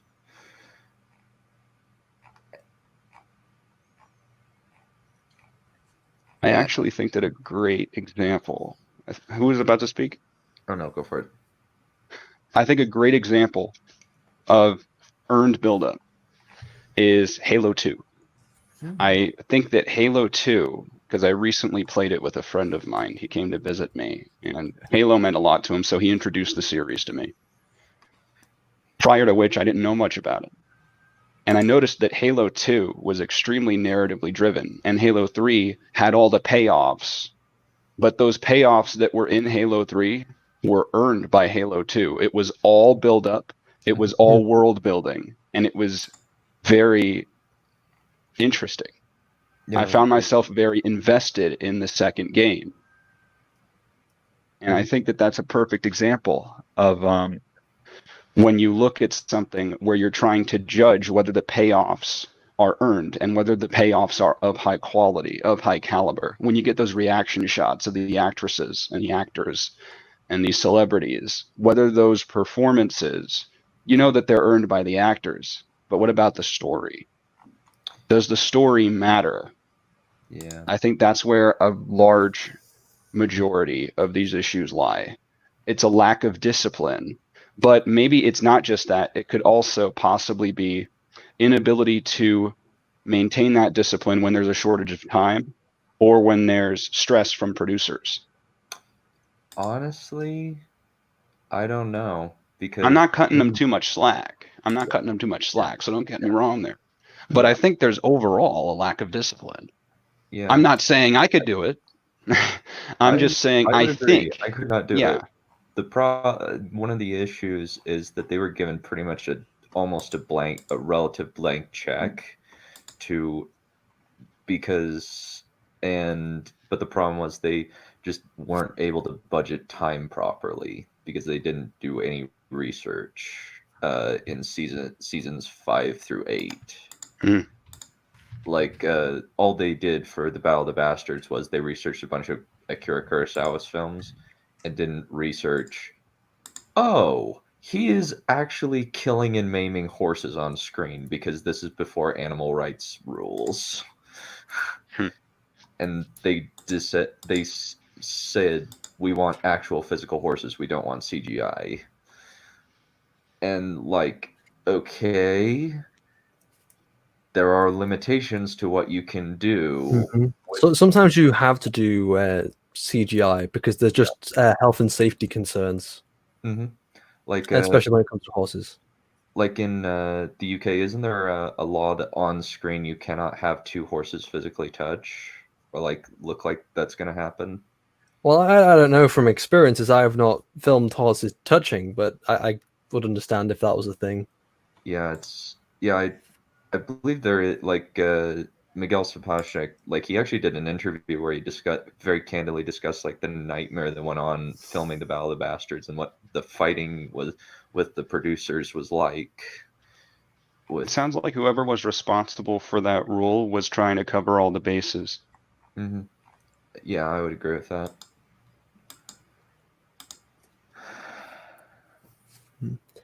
Anyway, this was a lot of fun. This is my very first stream, and it seemed to go very well. I'm happy that the looks of everything, like the background, which I probably spent again too much time on, was actually looks really good against the logos and the icons. That last video we just watched, I liked how the those little fake TVs they were putting around the videos that they were showcasing. The linings of the TVs matched with the background quite nicely, actually. It almost looks like our logos are being projected onto the screen, or being projected by the little circle at the bottom. Yeah.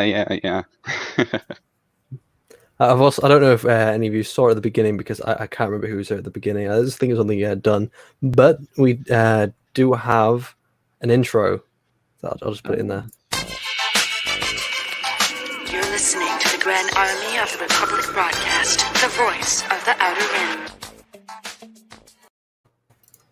Very nice. That's great. I love it.